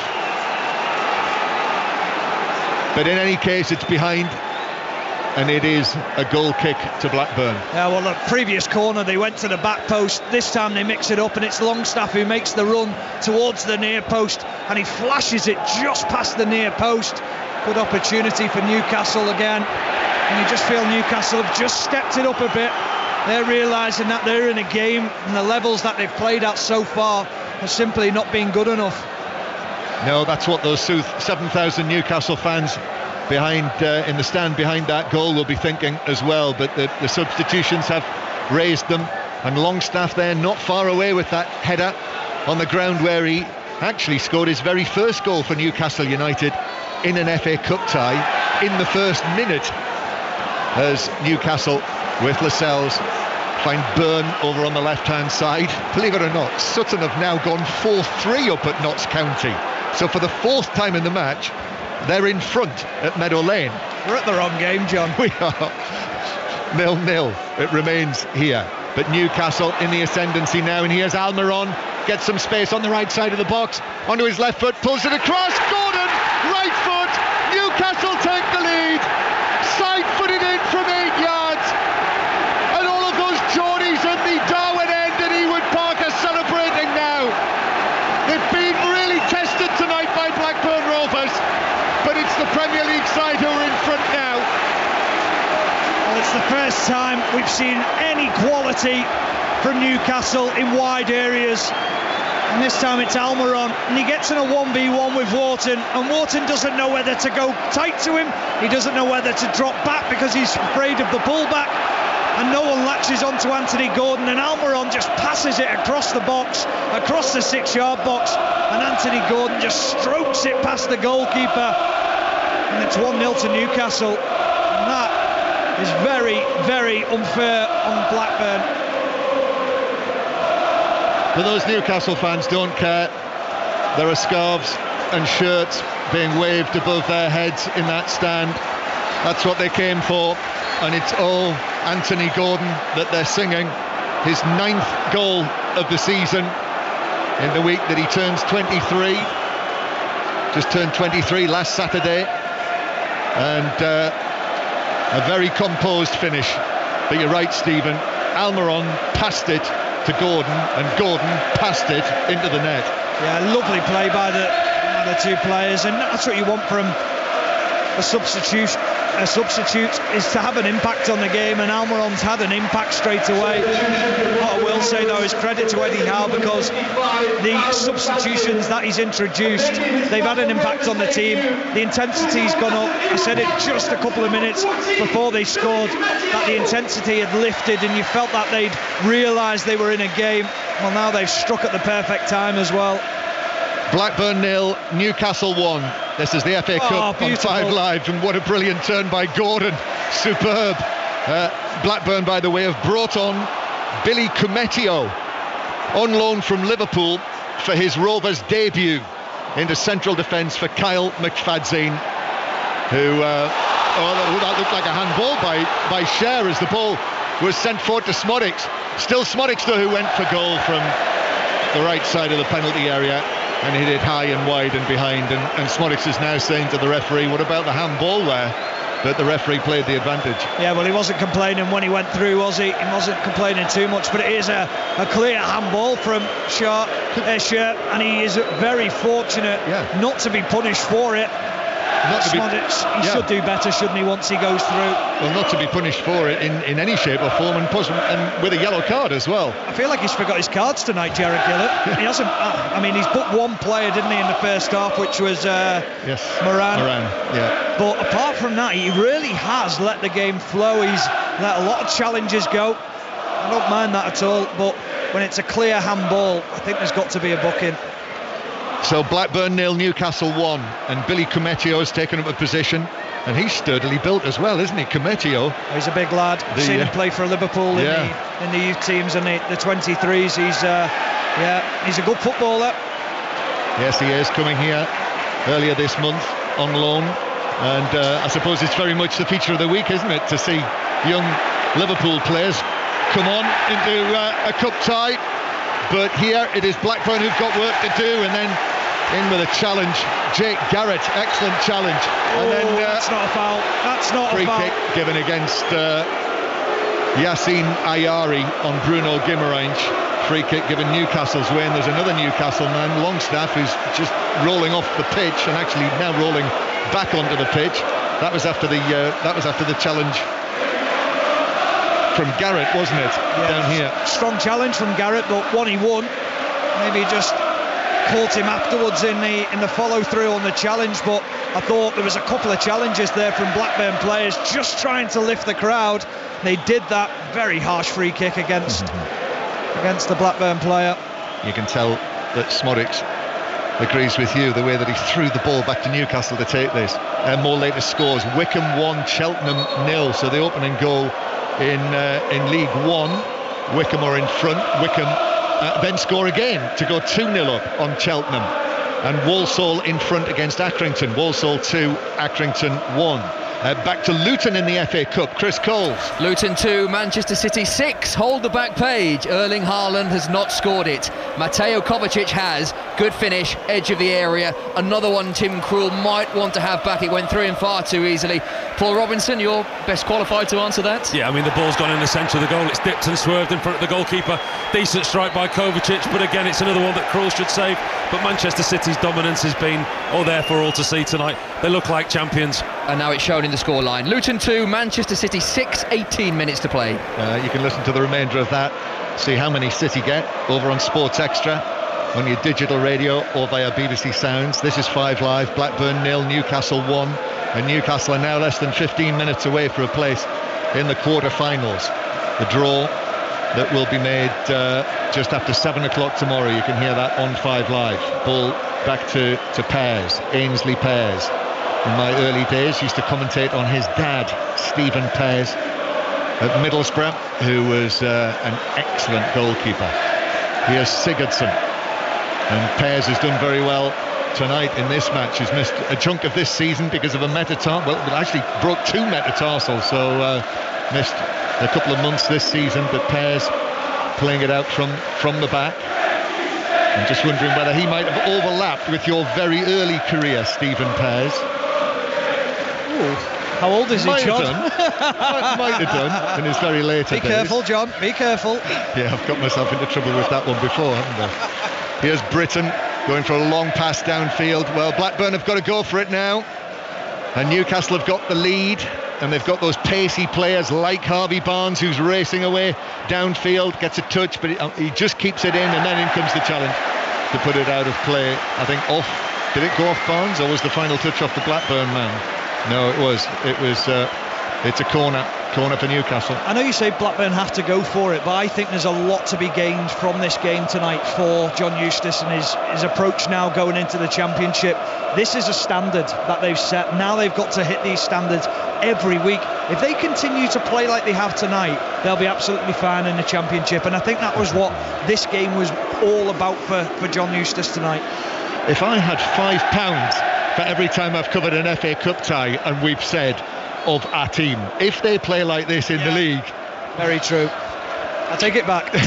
Well, Trippier with the corner, which was attempted to be flicked on by Byrne at the near post, but there is a defender in there as well. And Blackburn, here's Cometio playing it forward, but actually it comes off Cher and bounces out of play for a throw into Blackburn. Well, that's a little short from Smodics. And then Gordon, the goal scorer, is able to take it forward, gives it to Miley. Just one goal for Newcastle so far. Lewis Miley and Newcastle go all the way back towards the halfway line. We are going now for news from Bournemouth from Henry Moran.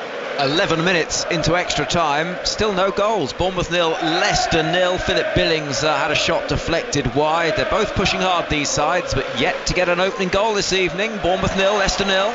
We may yet have commentary on a penalty shootout tonight. Might happen in this match, of course, yet, Stephen. 1-0 Black. We'll see. Newcastle lead. Oh, chance. Here's Sigurdsson. Sigurdsson's away from the cells down the left. Pulls it across. Oh, left foot shot hits the bar. And then the follow-up is turned in by Smodics. And Blackburn have the equaliser. The initial shot crashed off the crossbar. I think Dubravka might have got a touch on that. But nevertheless, Smodics was onto it in the 6-yard box to fire it in and bring the tie all square with 10 minutes to play. Blackburn 1, Newcastle 1, and Smodics scores his 24th goal of the season win. And he's 6th in the FA Cup this campaign. Well, it's a mistake by Lascelles down the right-hand side, and Sigurdsson, he's on it like a flash, and he drives into the box, picks the pass out. They get a shot in Blackburn, like you say, John. Dubravka makes a very smart save. He tips it onto the crossbar. Well, Smodics is there to get the rebound, and he puts it in as Scher tries his best to get back at it. He kicks it against the bar, but it goes into the back of the net. And that is Blackburn back in the game, and they fully deserve that because they've played so well tonight. And Newcastle, they've been vulnerable at the back all season, and they show that vulnerability again. Game on. Yeah, great work from Sigurdsson. Took advantage of the slip really from Lascelles, and I think it was Markande, wasn't it, who had the shot that Dubravka did get a touch to onto the crossbar. That was a terrific save. But Smodics, as centre forwards, when they're in form, so often are, aren't they? Well, he was in the right place at the right time. Yeah, he continued his run, John, because you could have stopped and admired Sigurdsson and just said, I'm not really going to catch up with him. But there's so much that can happen leading up to a goal. The belief, the goal scorer's instinct was there. So it is 1-1, and it's back in the balance again, this FA Cup 5th round tie. And we are now into the last 10 minutes. 7:45 kickoffs nearing their conclusion. To Forest Green, Sheridan Robbins. Forest Green 1, Wrexham 1. It could be late heartbreak for Steve Cottrell's side. Paul Mellon brought down in the error, made no mistake with the penalty. Forest Green 1, Wrexham 1. Port Vale 2, Fleetwood 1. A goal back for Fleetwood, and a throw in to Blackburn down the right. So 1-1, just when the Toon Army thought that Gordon's goal was going to take them through to the quarter-finals of the FA Cup, Blackburn have hit back, and here's Sigurdsson winning a throw-in again for Blackburn down the right-hand side. It's a test now for Newcastle, mentally as much as anything else. And here is the ball on the halfway line with Wharton. Newcastle take up possession again, and back it goes to Lascelles, who was caught out by Sigurdsson. It was over on the left wing, but Sigurdsson, still with a lot to do, did his job and helped to set up the equaliser for Sami Smodics, who's now got 8 goals in his last 5 FA Cup appearances. Back to Bournemouth. Henry. Well, Leicester City have the lead, and what a goal from substitute Abdel Fattah, breaking in on the right-hand side, left-footed shot, top corner, halfway through extra time. Bournemouth 0, Leicester 1. So no concentrating on promotion for the Championship for Leicester City just yet. They could be into the quarter-finals of the competition. So Bournemouth 0, Leicester 1. Luton 2, Manchester City 6, with Erling Haaland having scored 5 of them. And tomorrow night, coverage of the remaining ties, including commentary on Chelsea Leeds from 7:30 here on 5 Live, and Liverpool Southampton on Sports Extra. And by the way, amongst our Premier League commentaries this weekend is the Manchester Derby on Sunday afternoon. Trippier to Gordon. Gordon cross to the back post, where it is chested behind by Britton for a Newcastle corner from the left in front of the Newcastle fans in the Darwen stand. We haven't seen Kieran Trippier advance too much down that right-hand side in the second half, but finds himself advanced there and tries to just dink it to the back post. It's just a little bit too much on it. Harvey Barnes hadn't anticipated that ball coming in. Britton defended it well. Corner then, Trippier raises his right arm, and then into the near post it goes, where it is headed away. Britton was there to head it back out towards the far side. Unchallenged really from anyone in a Newcastle shirt. So Trippier will stay over there and take that throw back to the halfway line for Scher. Eddie Howe's made 3 changes so far. Extra time possibly looming now here at Ewood Park. Byrne passing the ball back to goalkeeper Dubravka. And then out to Trippier. Trippier with all of the play in front of him. Passes it to the left, where Scher hits a right-footed ball, but that's beyond Kumetio, who actually does have to chase this, and Almiron's putting him under pressure, and Almiron's nicked the ball away from Cometio, and Almiron plays it across for Gordon, who couldn't control it. Comes out to Miley in the D. Still Newcastle as Bruno Guimaraes picks out Almiron. Now to Trippier. Trippier's cross to the back post. That's cleared away on the edge of the 6-yard area. Sigurdsson's able to knock it further away, and then Smodics tries to give it back to Markande, where Dan Burn importantly made the challenge. I have to say, John, I think that's very unfair on Cometio, because Almiron goes, he's offside, then Cometio realises that he's there, then he comes back to life, Almiron, puts him under pressure, and you think, well, if he's offside, he's active, it's wrong. So call the offside, and then he puts his team in danger. Poor decision from the linesman. In League One, goal at Wigan, Sani Radravajala. And this Lancashire derby has come alive. Wigan Athletic haven't managed a shot on target until now, but Stephen Humphreys off the bench has done it. Played through, he slides in. It's Wigan Athletic 1, Bolton Wanderers 0. In the League One match between the relegation rivals, Fleetwood have come from 2-0 down to make it Port Vale 2, Fleetwood 2.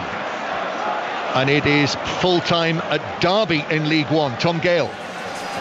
And after 16 league games without a win, it's finished Derby 1, Charlton 2. The visitors' first since November. Nathan Jones' side come from behind to, as it stands, move 4 clear of the drop. Karoy Anderson's first goal for the club, the difference. Back-to-back defeats for Paul Warne. Boos on the whistle at full time. Derby 1, Charlton 2.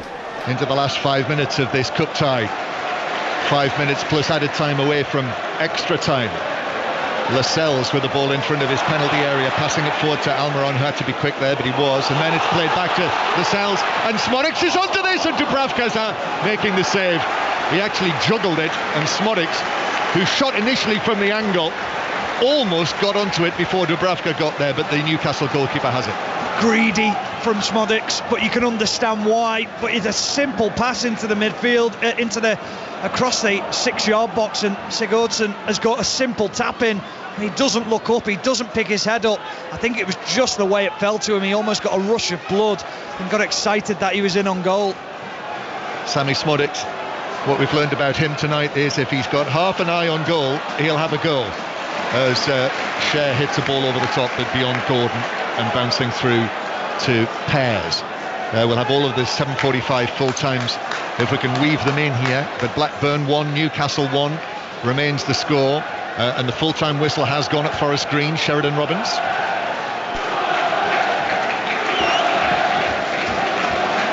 We're back to Sheridan in a moment or two, but Newcastle with Cher back to the left-hand side to Byrne, and then a flick from Barnes, but that's blocked out of play for a throw-in to the visitors from the Premier League. Mid-table Newcastle in the Premier League after the latest round of matches. Gordon is conceding a throw-in after it's played against him, so a Blackburn throw down in their own right back area. So we have 2 minutes, just over 2 minutes of the 90 to play.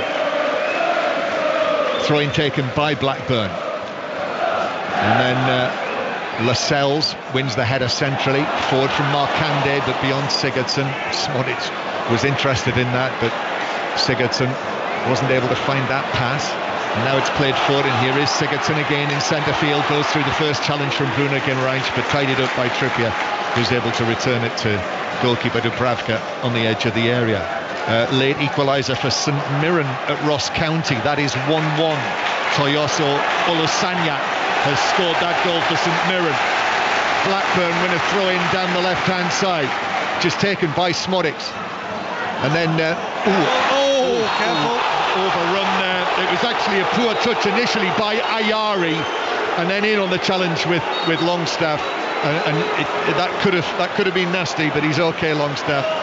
He keeps his feet actually, and the referee is speaking to Ayari, and that's it, just a free kick. John, do you know what I actually thought when he did it? I thought he had his studs up, but he managed to turn his foot on the replay, and it actually went into a block challenge. It was a really good challenge in the end, but it was just the force in which he went in was why you wanted the referee to blow up. Yeah, it readjusted well actually.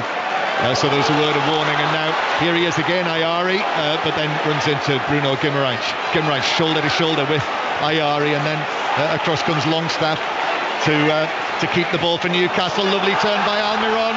Almiron then keeps the ball in play. John Eustace wasn't sure about that. Then a 1-2 with Gordon. Almiron then plays it out towards the left-hand side to Barnes. Barnes rolls his foot over the ball, plays it back to Almiron, left side of the box. Almiron back out to Barnes. Blackburn have got men back in numbers. Barnes fires it in, and that is headed up and away by Hyam and further away by Sigurdsson. There'll be 5 minutes of added time, so a goal now for either side will probably take them through into the quarter-finals. Bruno Guimaraes, he curls the ball into the path of Barnes, which bounces away from him and through for a goal kick. So there we are, we're into the 5 minutes of added time now. Let's get that full-time news from Forest Green. Sheridan Robbins. Forest Green 1, Wrexham 1. A valuable point for relegation-threatened Rovers, but it may feel like a defeat as they led for so long. Osadebe latched onto a lovely through ball after 3 minutes. They then had chances to extend their lead and defended brilliantly, but it was stoppage time when Paul Mullen was brought down in the error. He fired home from the spot, leaving them a point off the top 3, and Forest Green 3 points from safety. Forest Green 1, Wrexham 1. And the other full times in League 2, Harrogate Town 1, Newport 4. Notts County 3, Sutton 4, so the bottom club in the Football League this morning have won at Notts County. Salford 1, Colchester 1, Swindon's 3, Tranmere 1, and Walsall 2, Accrington 1. League 1 full times to come in a moment, but Blackburn passing the ball forward towards Sigurdsson, although Cher steps into that. I think he's suggesting that he was tripped by Sigurdsson. Yeah, they give the foul, John. Yeah, he just said he stepped across and Sigurdsson caught him. And Trippier now just wants to go long and direct with this free kick, such is the situation in the game that Newcastle find themselves in. So we are in the second minute of the 5 that have been added on. Free kick for Newcastle. That Trippier does exactly that, and it bounces all the way through for Pears, who's able to come across the penalty area and clutch the bouncing ball ahead of Fabian Cher. Blackburn now bringing it forward to the halfway line with Scott Wharton, but he runs into trouble, and now Bruno Guimaraes through the middle. Cumetio challenges, then Pears comes right out to the edge of the penalty area. The Newcastle fans behind that goal are suggesting he slid out of the box with it, but we've got a good view here. He did keep it within the white line, I'm fairly sure. John, we're on the halfway line, how can you see that? Great eyes. I need to go to the same opticians as you. Well, here's Sigurdsson through the middle for Blackburn. Now Markande with a weaving run into the D, goes down perhaps rather easily. Sigurdsson tried to take it on, and then Newcastle clear it away. Newcastle are just rocking here. Blackburn of the Championship sniffing the possible upset. Ayari, then Markande with a shot that's deflected up into the air and caught by Dubravka. Burton 0, Carlisle 1. It finished in League 1. And the other full-time scores, Derby 1, Charlton 2, as we heard. Leyton Orient 1, Blackpool 0. Blackburn then played to Smuddox on the edge of the box. Oh, low shot saved by the legs of Dubravka. That was set up there for the shot by Ayari just outside the D, but it was close enough to Dubravka to get his legs to it. John, it took a nick off Cher, and that's why it nearly wrong-footed Dubravka. Lovely play by Blackburn on the edge of the box, and you just get the sense they feel that there's something here for them. Yeah, they sense the Newcastle jitters, because they know these players down there, with the run that they've been on this season, Newcastle, who've lost 14 matches in all competitions this season, mid-table in the Premier League. Newcastle, 14 defeats, that's twice as many as the whole of last season in all competitions put together. If they go out of the FA Cup here tonight, you know the rest. Ball at the back with Hyam. Now there's space for Britain on the right-hand side. The other full times, by the way, Lincoln 3, Shrewsbury 0, Port Vale 2, Fleetwood 2, it finished, and Wycombe 2, Cheltenham 0. Still playing with Stevenage 1-0 up on Cambridge, and Wigan 1, Bolton 0, as we know. Smoddox now for Blackburn, 25 yards out, ball hit the referee. So that means it's an uncontested drop ball, although Miguel Almiron is I'm not so sure about that, John. Yeah. I think that's fallen to a Blackburn player, or at least being able to contest it as a challenge. Yeah, and Almiron's making the other case. Anyway, he's done it as an uncontested drop ball. Now he has Markande, but he loses out. And we are now in the 5th minute of added time. Looks like extra time again, Stephen, just like Wembley on Sunday. Yeah, it certainly does, and thanks for calling that at half-time, John, putting the curse on it. It just had a feel of that. Yeah, it did. It really did, because the way the game was set up, it's not been a boring draw. This has been a really entertaining game of football. And certainly Smodics carries a real threat, doesn't he?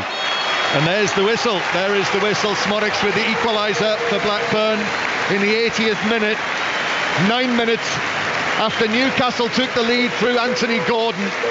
But one goal wasn't enough for Newcastle, and we'll have an extra 30 minutes, Stephen Warnock. Yeah, more troubles for Newcastle, and you thought when they got the noses ahead, they'd see out the game, they'd be smart in the way they play, but an error from Lascelles has been capitalised on Blackburn, and Smodics does what Smodics does, and that is score in the FA Cup and continue his great goal-scoring run this season.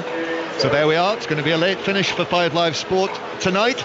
Blackburn 1, Newcastle 1. Kelly.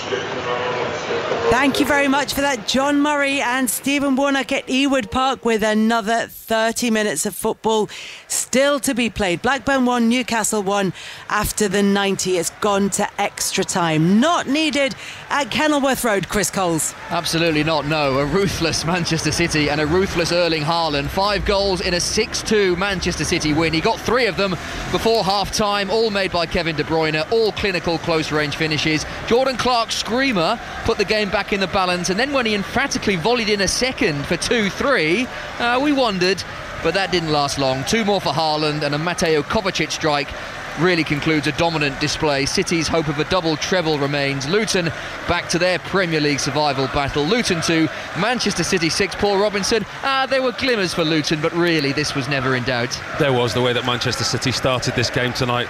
They were professional from the off, and you could see they were pressing high and they meant business. Kevin De Bruyne was at his best. The link-up play with Haaland. The only blot on the copybook tonight is Jack Grealish again going off injured.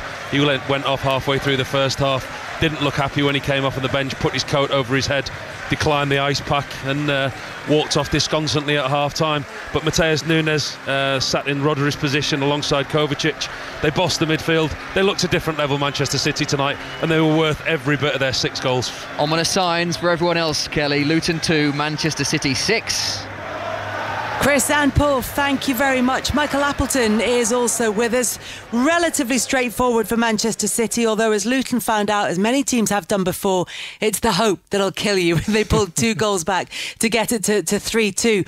But really good game at Ewood Park between Blackburn and Newcastle. And this one could go either way, Michael. Yeah, it certainly could, and obviously, full credit to Blackburn, because obviously once they went behind in the game to the Gordon goal, having played so well up to that point, you just think to yourself, is the game going away? Are they going to sort of let the heads go down a little bit? But the atmosphere sounds electric there, and it was a bit of a mistake by Lascelles, which allowed Sigurdsson to nick the ball off him, but it was a controlled finish from Smodics, that guy again who keeps coming up with the goals.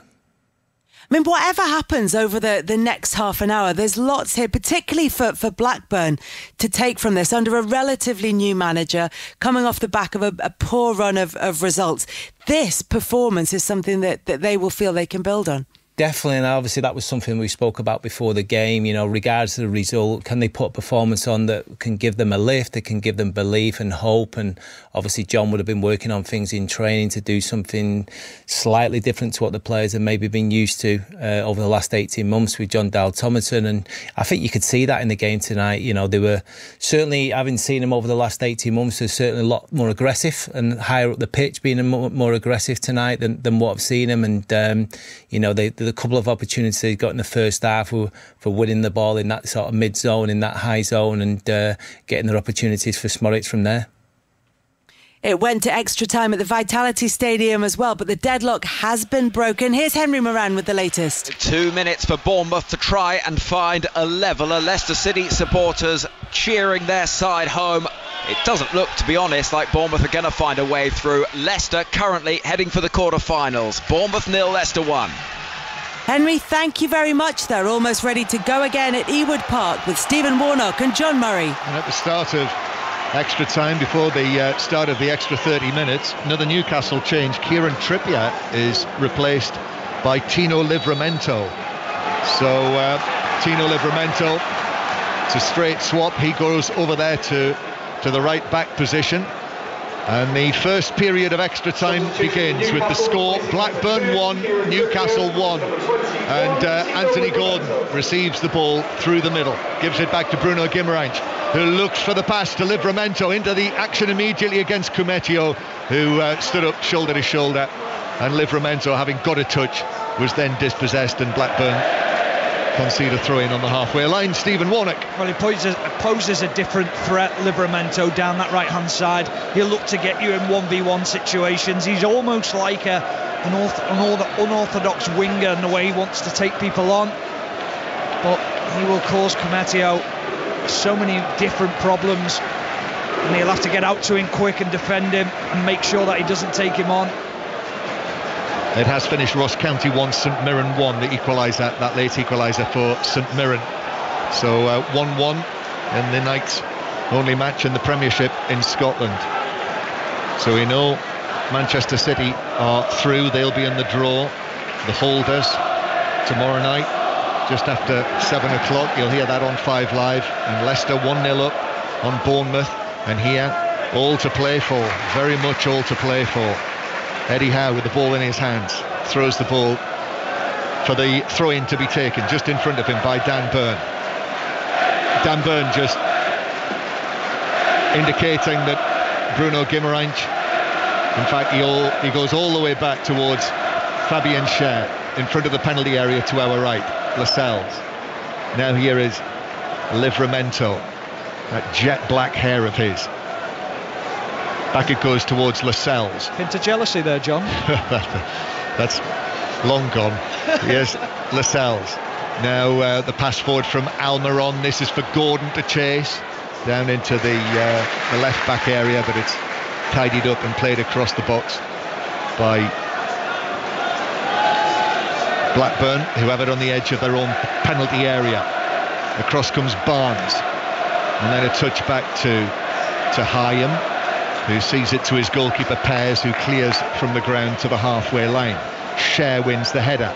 Now Markande in on the challenge on Lewis Miley, and Newcastle take up possession again.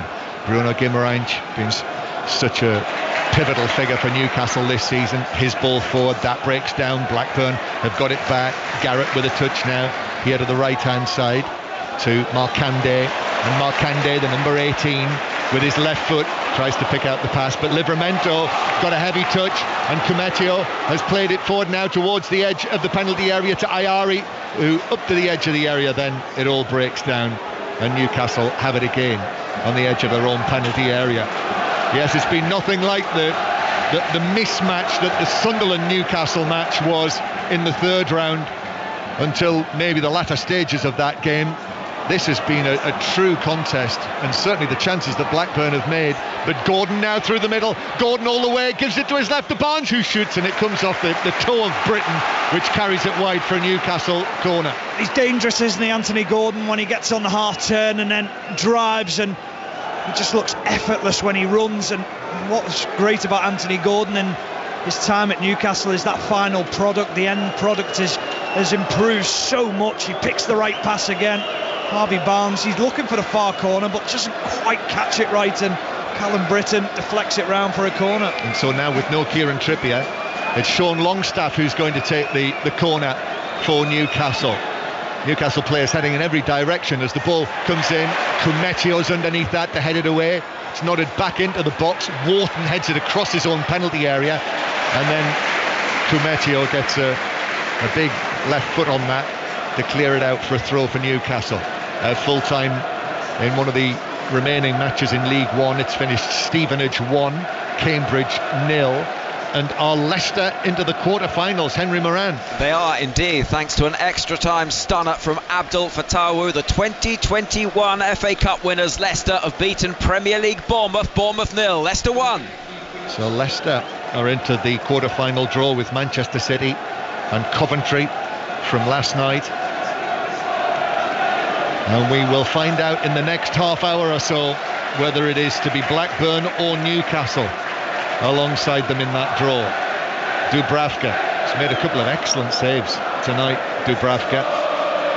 Back it comes to the edge of the visitors' box, where Fabian Schär has a look up, just knocks the ball on 2 or 3 yards, plays it to Gordon, who's come into the centre circle. The Newcastle United fans trying to do their bit here. Runners up in the Carabao Cup last season, but have not won a domestic trophy since the FA Cup in 1955. Livramento down the right, goes for an early ball across. Barnes arriving at the back post, but Britton got there first for Blackburn to turn it away and out for a throw down the left-hand side that Harvey Barnes races after and then bounces it down for Dan Burn to take the throw, which he does now. And Miley, being put under pressure by Markandé, has to pass it back to Schär on the halfway line. Now Lascelles, Livramento, Almiron's ball in.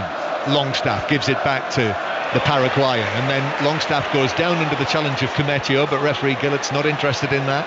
Blackburn play it forward, but the pass is way over the head of Markandé and out of play for a throw-in to Newcastle. It remains 1-1 here. John, that ball that Livramento plays across, that is where Newcastle are lacking a number 9.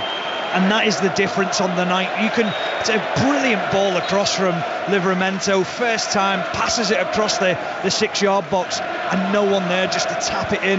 Where's the striker wanting to get in on that? Yeah, that's your Callum Wilson position, isn't it?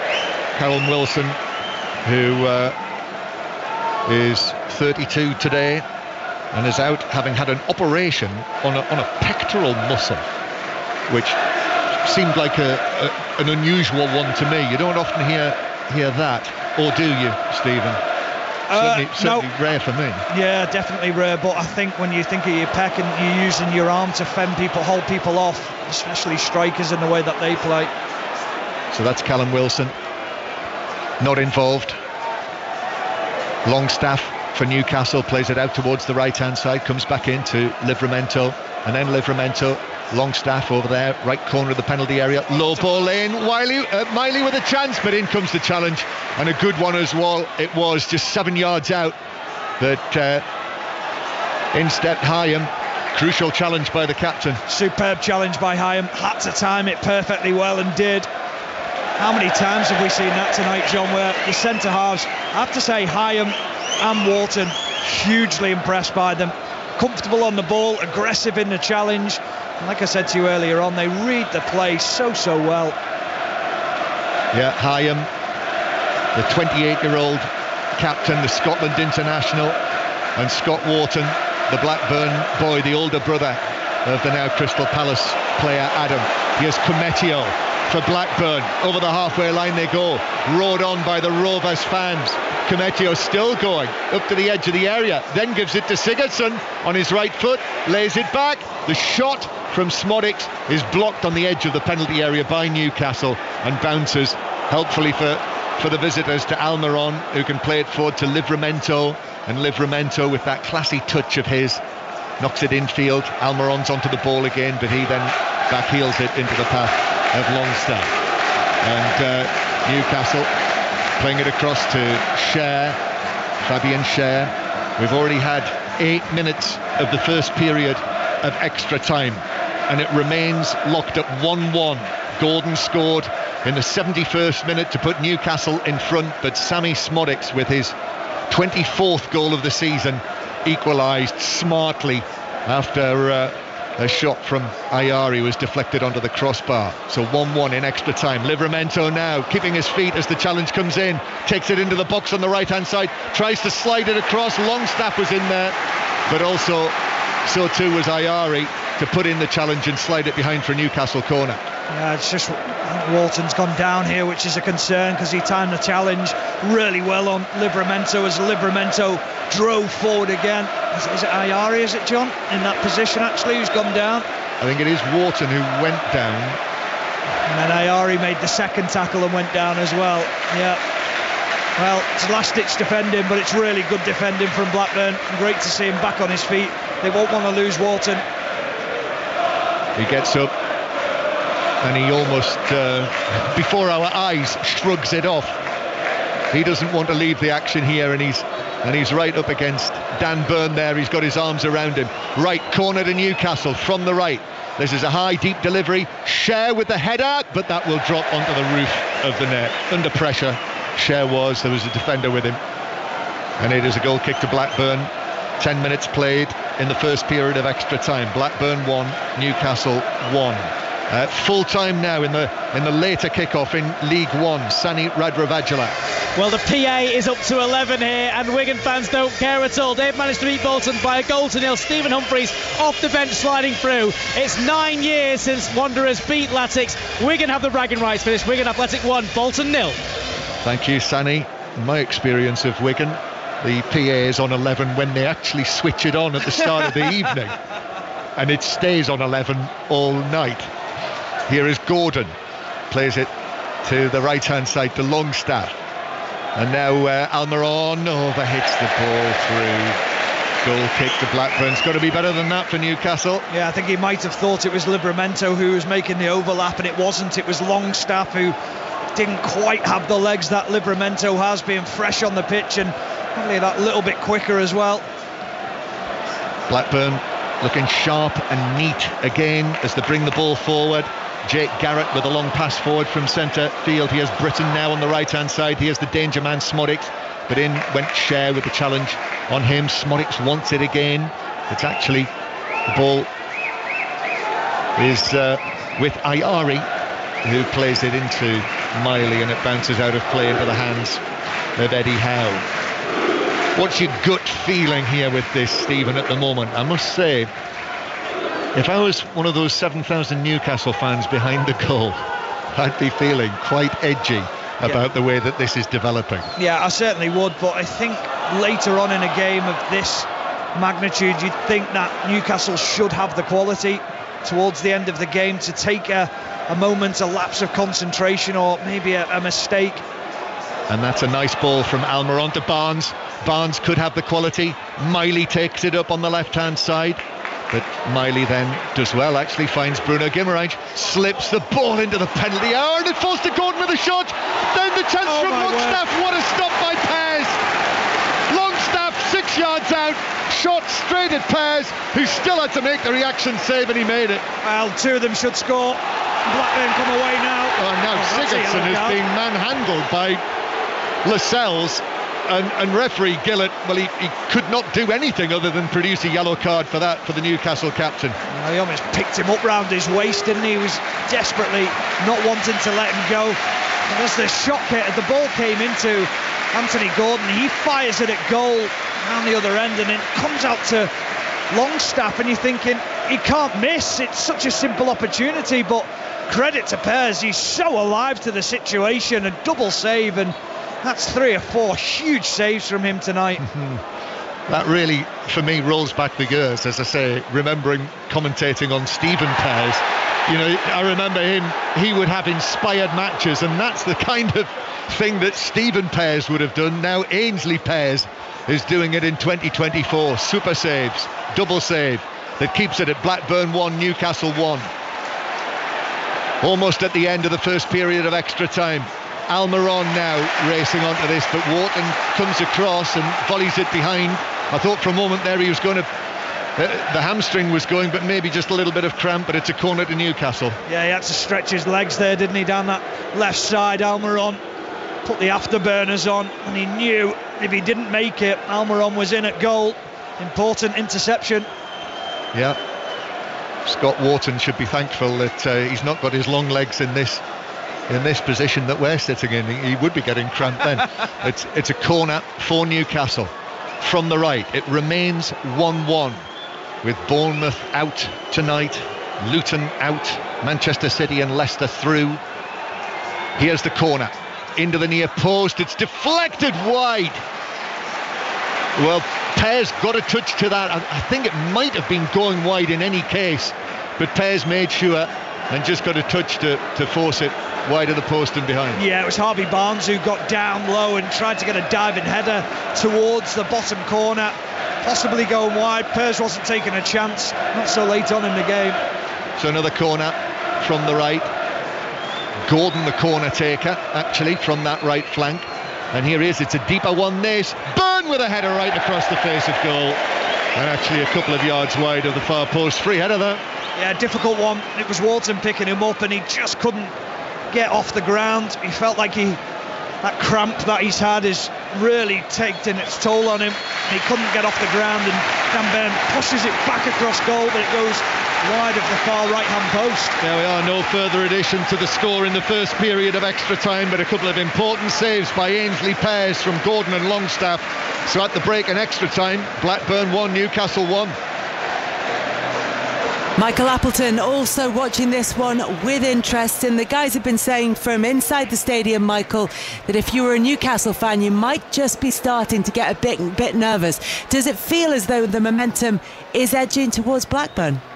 I think the type of save that obviously Pears has just produced, that double save, they're the type of things that certainly can swing it that way. It's a very, very typical extra time in the sense of very edgy, both sides withering, deciding whether they're going to sort of throw men forward. I have to say Newcastle did look probably the most threatening in that first period, but like I've just said then, that type of save can galvanise the group and get them to sort of kick on again, and obviously anything can happen obviously going into this last period. I know you've mentioned it a couple of times, but the saves, it was that double save that just will give Blackburn the confidence that they can go into this.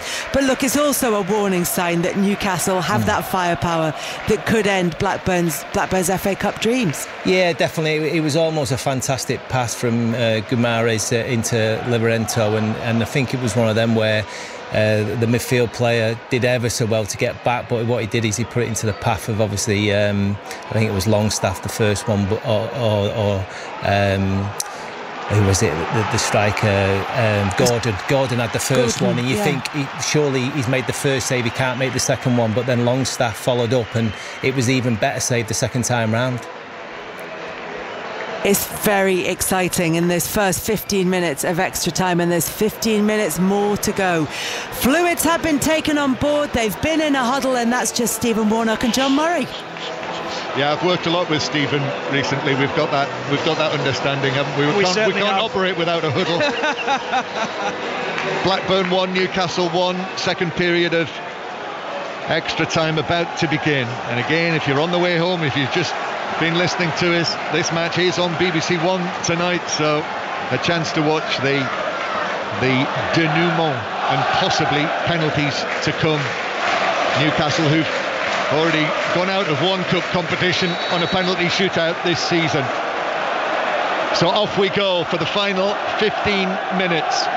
Newcastle in the grey black coloured shirts with the yellow trim, yellow shorts. Long ball already to Almiron. Pez slightly delayed coming out, but then went for it and was able to get there at the feet of Almiron before the Newcastle man. Yeah, a little bit of afters as well between Almiron and Pears. I think Pears felt like Almiron left a little bit on him, but good goalkeeping, as you say, Johnny. He delayed coming out. Oh, there's another incident now with Longstaff and Cometio just coming together. They were both going for the same ball, and Longstaff is just put his hand to his head there and kind of suggesting that there might be a little bit of blood, the way that those two came together.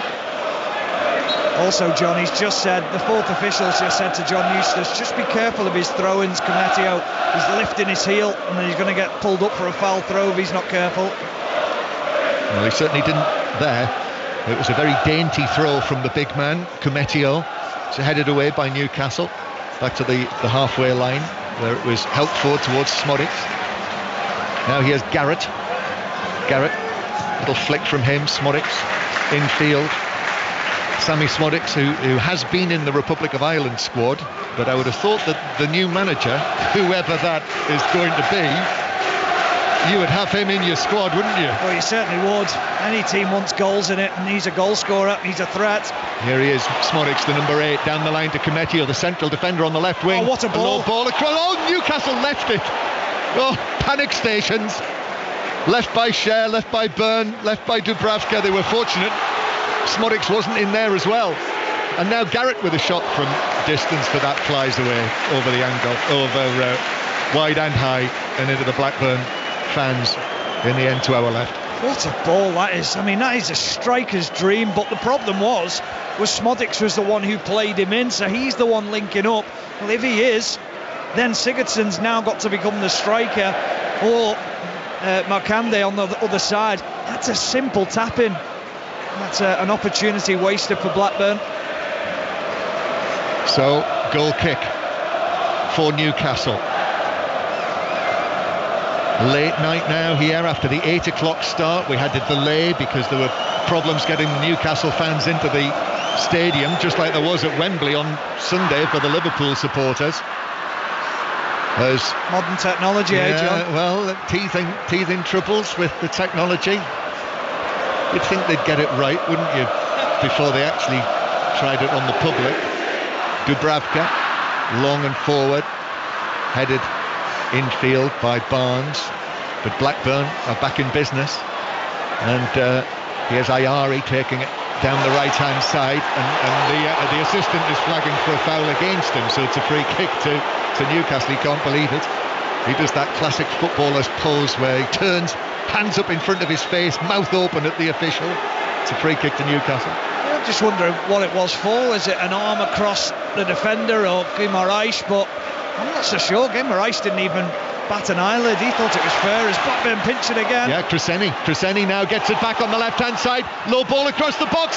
Smodics with a touch, but it bounced away from him. And now he's got his hands on his head. Defenders were in there for Newcastle and able to clear. And here is Barnes. Barnes up to the halfway line. Keeping possession. Uses Bruno Guimaraes. High ball across the field from the Brazilian. And Almiron did well to keep that in play. I thought it was above his head. Jumped like a pencil, didn't he? Like a pencil. As Almiron plays it to the left-hand side. And now it's taken on down the left with the cross from Miley that results in a corner. The defender was there, blocked it behind, corner. Gordon's gone across to take this one. Oh, the quick one's on. He's seen it now. Yeah, Byrne has got there.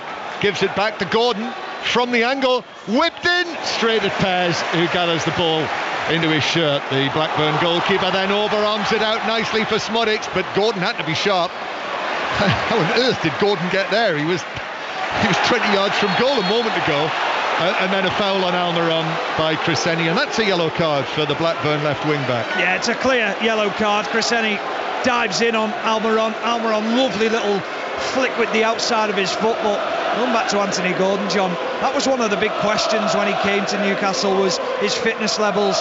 He could only really last 60-70 minutes in a game. What are we now? 125, 115 minutes into the game.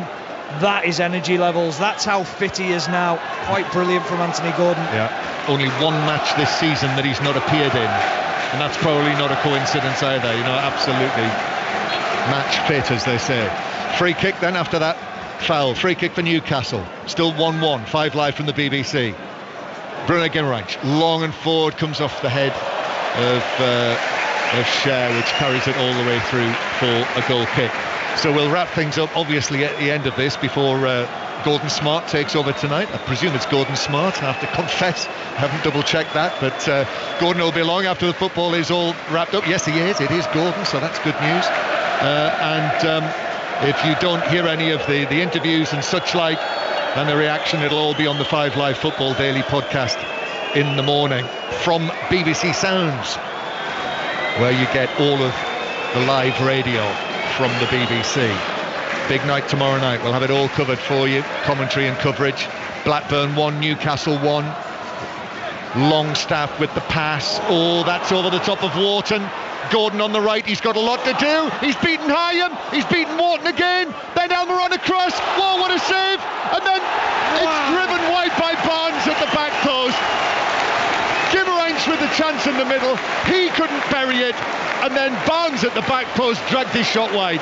Well, Gordon skins Wharton to begin with, and then Hyam comes across, and they've dovetailed so well tonight. Hyam gets the tiniest of touches on it, and because Wharton's been beaten, he's thinking, I need to get back into the middle, and as he does, it falls to the player, strikes it on goal. Wharton throws his body across. A quite brilliant block, a goal-saving block, and Blackburn are still in it. What a game this is. This is absolutely brilliant. Chances that Newcastle have had in extra time, the saves from Pears, and now that, and now Sigurdsson comes forward for Blackburn, and Markande, and Smodic with a chance, and it's saved by Dubravka, and bounces back to the Blackburn man who can only put it wide. Still 1-1. Well, John, you said every footballer puts his head in his hands. Well, every fan's just put their head in the hands here. Both Newcastle and Blackburn. They can't believe this game. They can't believe the chances that are being created. Two goalkeepers, top draw, top performances tonight from both goalkeepers. That was a big save from Dubravka in a 1v1 with Smodics. Yeah, slight angle. And if Blackburn, if they could have chosen, obviously, for any scenario here, it was for Smodics to have a chance like that. But Dubravka made yet another excellent save. Blackburn 1, Newcastle 1, now Livramento. Livramento takes it on now, he's halfway inside the Blackburn half, he keeps his feet, then gives it square, but Kumetio is just able to get to it first, in between Gordon and Almiron. Corner. Brilliant from Kumetio. He had to get back quick. The corner's been taken. It has, taken short by Longstaff to Gordon. Now Gimmerines back to Longstaff. Lots of Blackburn shirts in there, so Longstaff has no space, has to give it back out to Gordon on the right. Gordon into the near post. Treseni's able to clear that away and out of play for a throw-in to Newcastle. Well, it remains 1-1. And we've not had a goal in extra time, remarkably. Sometimes extra time can just fizzle out, can't it? But not this one. I'm delighted to say that it's been rather like the match. And now Barnes with a shot from 25 yards that dips over the top of the crossbar. But goalkeeper Pears was confident that it was whizzing over, which it did. Yeah, Harvey Barnes, we know he loves to play off that left-hand side, but drive in onto his right foot and bend the ball into the far corner. He can't quite do it this time, can't quite get the purchase on it. Newcastle are going to make their final change, and it's actually going to be a return to Elliot Anderson right at the end of this cup tie. He's not played since October, Elliot Anderson, which was a really rough twist for him with the season that Newcastle have had and the promise that he showed in the early stages of this season. And it's been a stress fracture of his back, and he's about to make his return. And Blackburn winning it back. Smodics 25 yards out, chips it for Sigurdsson, who heads it across. Oh, and then there's a challenge in on there. It was headed wide by Ayari, and I just wondered whether the challenge that came in on him might have been a shout for a penalty, but no, it was deflected beyond the far post, and it's a goal kick. John, I can't believe Sigurdsson hasn't headed it towards goal. It's a lovely little stand-up from Smodics to the back post, and he's running in on it, and you're thinking, just push it back across goal and loop the header. He tries to pick out his teammate.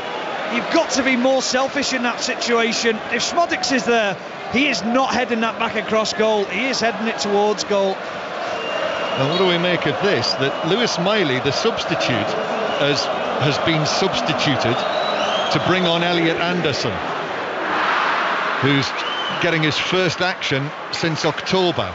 And I don't think there was a problem with Miley, judging the way that he ran off the field, and Eddie Howe had a word with him as Blackburn come forward again, and that's a free kick. This time Ayari is bundled over, and it's a free kick to Blackburn over towards the right-hand side. could quite literally be just load, John, that they've taken on Lewis Miley. He might have played so many minutes and he'd said, well, we'll only play 90 or thereabouts, and it will be a change that we look to make to give Elliott and Anderson the opportunity to come on the pitch.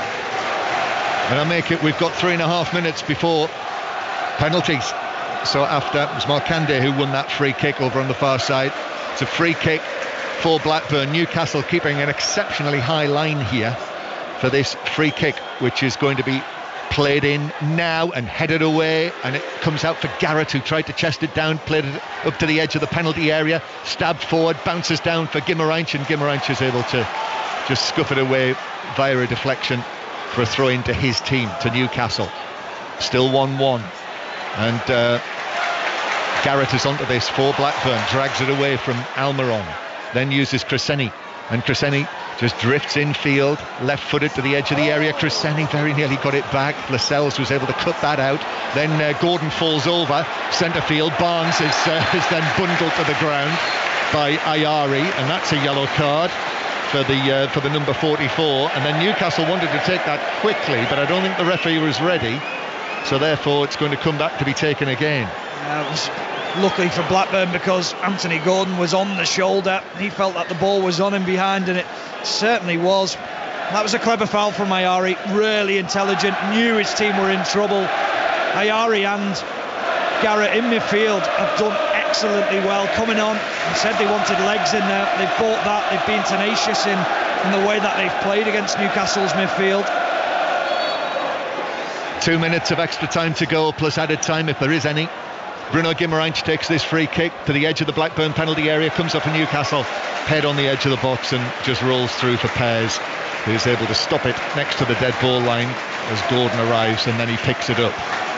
Well, they've had an excellent night, the two goalkeepers, Ainsley Pears and Martin Dubravka, and they might well have an opportunity, as all goalkeepers do, to be the hero when it comes to the penalty shootout.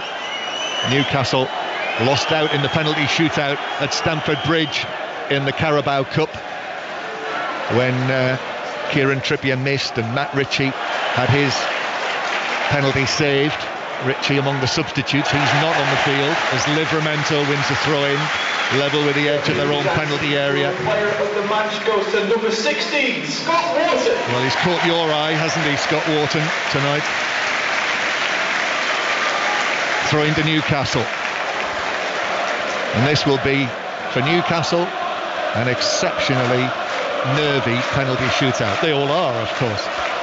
Ball up to the halfway line, but it will be full of meaning as Longstaff runs the ball across the centre circle and then passes it forward for Barnes, but beyond Barnes, and Britton got there first for Blackburn and curls the ball forward over the halfway line. That is given as a free kick to Newcastle. I think Smodics was he okay? He's got cramp, John. Yeah, it's cramp. He's got cramp in his groin. It's absolutely horrible, that feeling. Yeah, he's trying to run that off. They'll need him to take a penalty. 1 minute of added time, so this is it. We've got 20 seconds of the half hour of extra time to play, then 1 minute. If there's a goal now, they'll be through, and it's Barnes with it on the left, and his cross deep. Cometio's underneath that for Blackburn. It comes out for Longstaff dispossessed by Crescenny, and Crescenny does very well and is able to take it on. The Aston Villa loanee is hauled over by Longstaff, who gets a yellow card for that, for breaking down that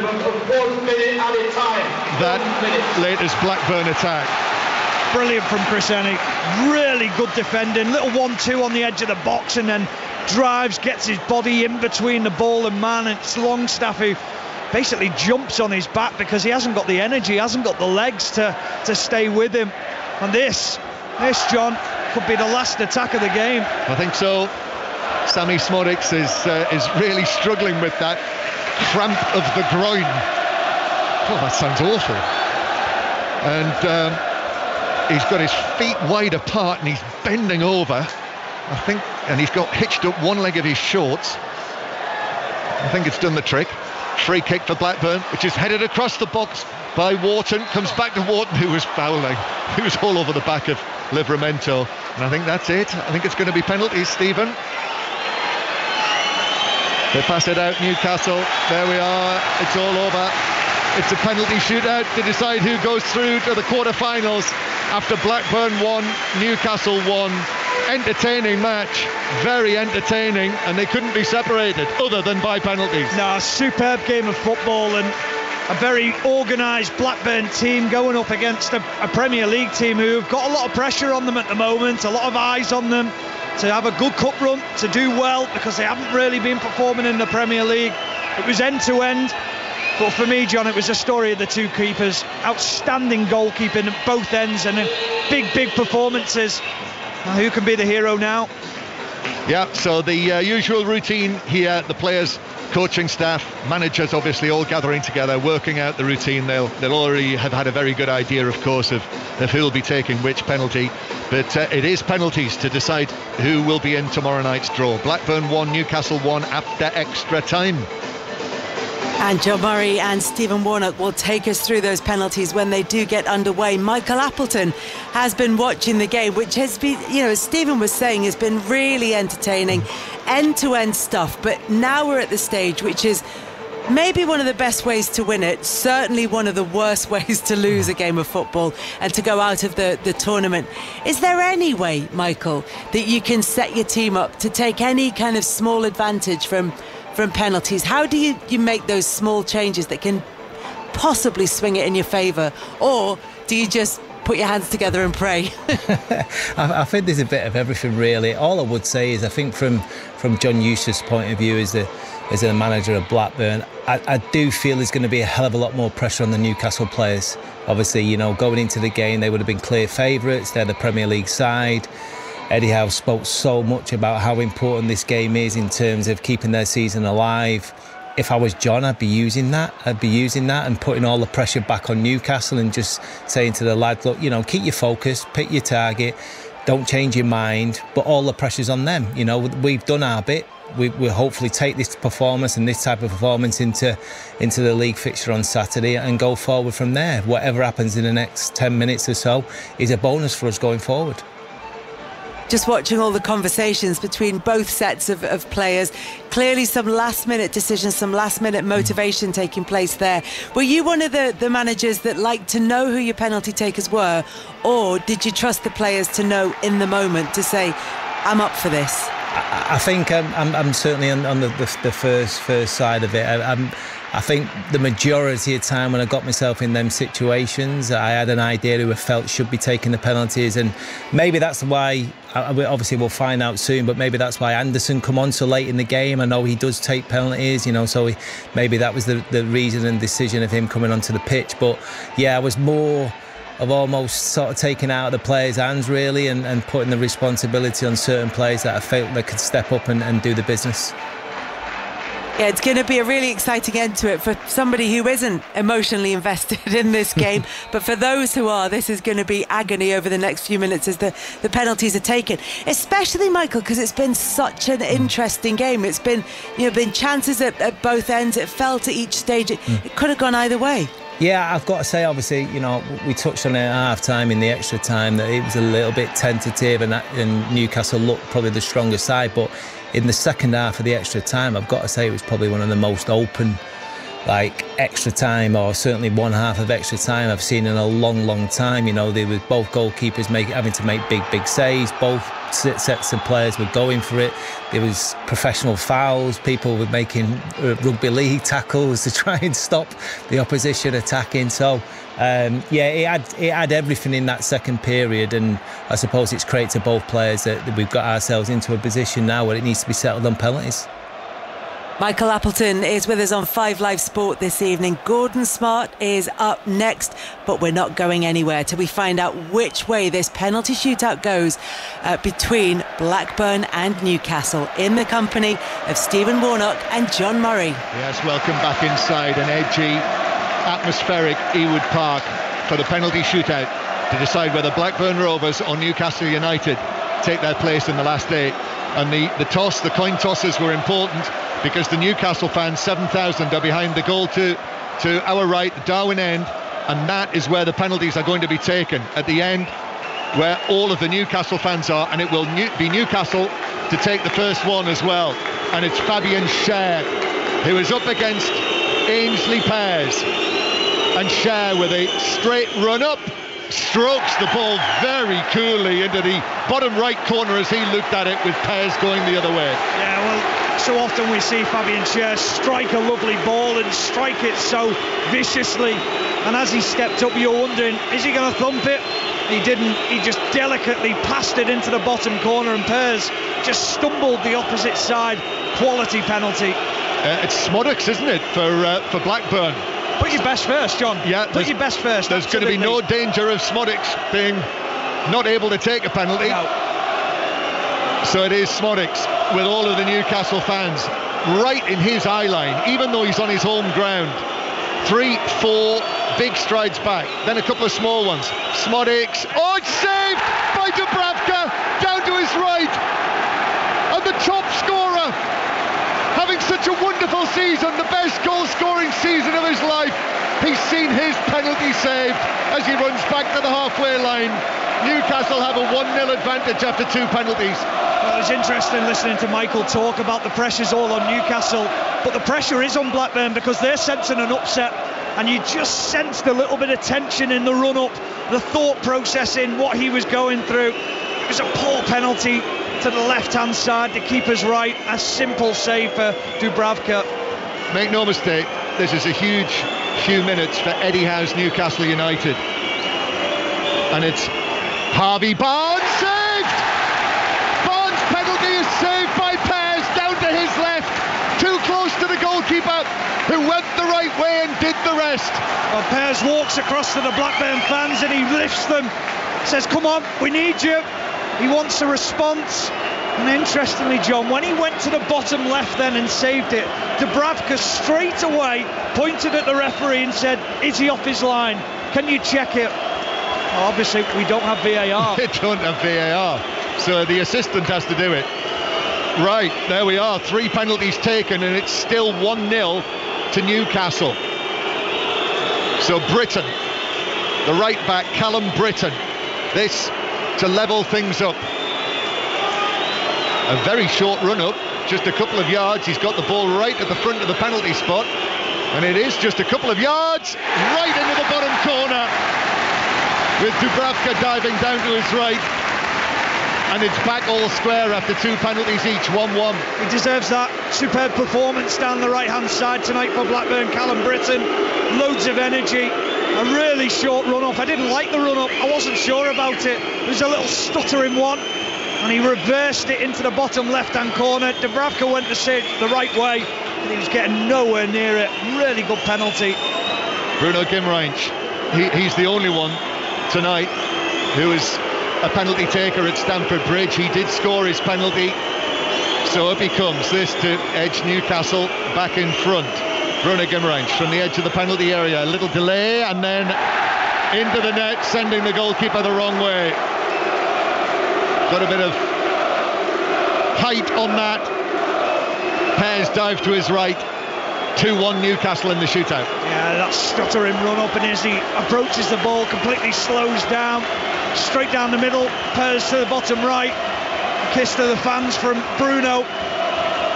That is an important penalty to put the pressure back on Blackburn. Sigurdsson with the next, one of the substitutes, Arnaud Sigurdsson. In his career, he scored in a win against Real Madrid in the Champions League. So he can cope with pressure. And here he comes, right-footed penalty, yes, into the net, past Dubravka's dive, went the right way, but beyond it, struck well, and it's 2-2 now after 3 penalties each. The pace and the accuracy from Sigurdsson, fires it past Dubravka. Dubravka again diving the correct way. He just can't quite get at it. It's past him before he's completed his dive. Well, this is an interesting one now, as Michael Appleton suggested. Elliot Anderson is one of the 5 penalty takers. He's only just come back onto the field, and he's only just come back, having been out since October. And remember, just 21 years old. Here he is then, big moment, 2-2 in the shootout. Elliot Anderson, a straight run up, and then an excellent penalty. Pears dived to his right, but it was just inside the post, into the net. 3-2 Newcastle. A very similar penalty to Sigurdsson. The pace just beating Pears. Pears dives the right way. You think he's getting close to it. But again, the ball past him before he completes the dive. So it is Ayari now. Yassine Ayari, another of the substitutes on loan from Brighton. He was very involved in the match, having come on as a substitute. And we're getting towards the crucial moments here. Deep breaths all round. Ayari steps back in a very measured way and comes up and hits this right footed and strokes it in.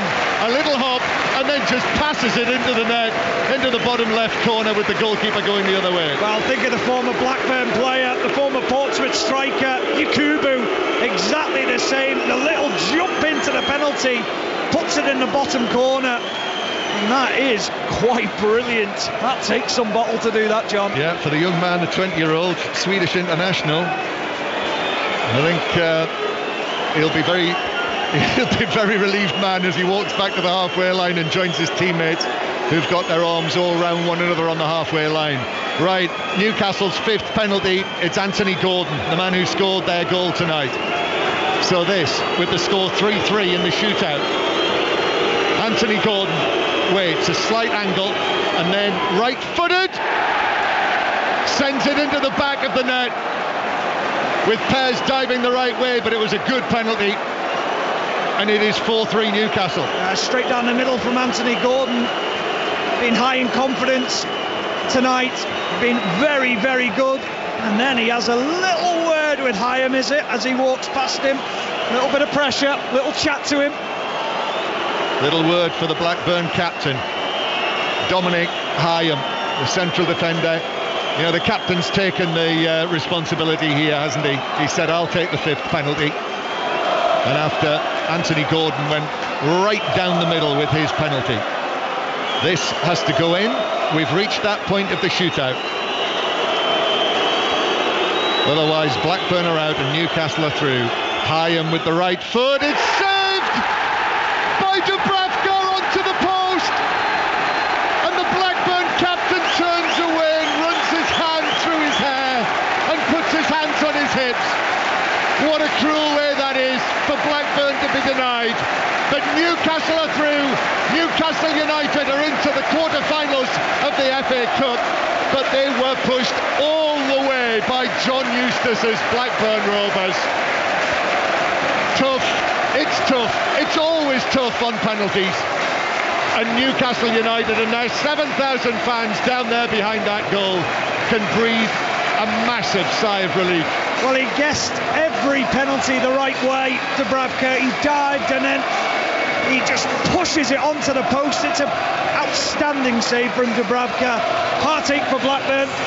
They've done themselves the world of good tonight, confidence-wise, organisation, belief in the manager, a game plan, and they've run Newcastle to penalties, and it's heartbreak for them. You have to feel for Blackburn, as Stephen Warnock rightly said during the course of the game. They're 4 points above the relegation zone. If they play like this for the remainder of the season, they're at Swansea on Saturday, then they're at home to Millwall. They'll certainly be in the Championship next season. But for Newcastle United, they've had a great deal thrown at them this season, whether it's the injuries, twists of fate that have gone against them, often very, very cruelly. And the same thing could have happened here tonight, but they've found a way through in the penalty shootout. Yeah, they certainly did, and quality penalties. I mean, the quality of the penalties that were taken, apart from the second one from Harvey Barnes, but it's big pressure. You've got 7,400 fans behind the goal, praying that you get through. They want to go to a final, they want a good cup run. That is a pressure situation, and they've lived up to that, and they've got the goalkeeper to thank. Those were big moments for Newcastle United, this new Newcastle United, and for Eddie Howe's Newcastle United. They're through, they've squeezed through, and they're in the last 8. after it finished Blackburn 1, Newcastle 1 after extra time, and Newcastle winning the penalty shootout 4-3 as the Blackburn players go around the ground and thank their fans for their support, and the Newcastle players and staff do exactly the same in front of the two tiers of black and white in the Darwen end. John Murray and Stephen Warnock at Ewood Park, thank you very much. There will be lots more reaction to this victory for Newcastle United on penalties against Blackburn Rovers in the Football Daily podcast. If you're subscribed, that will just drop into your inbox.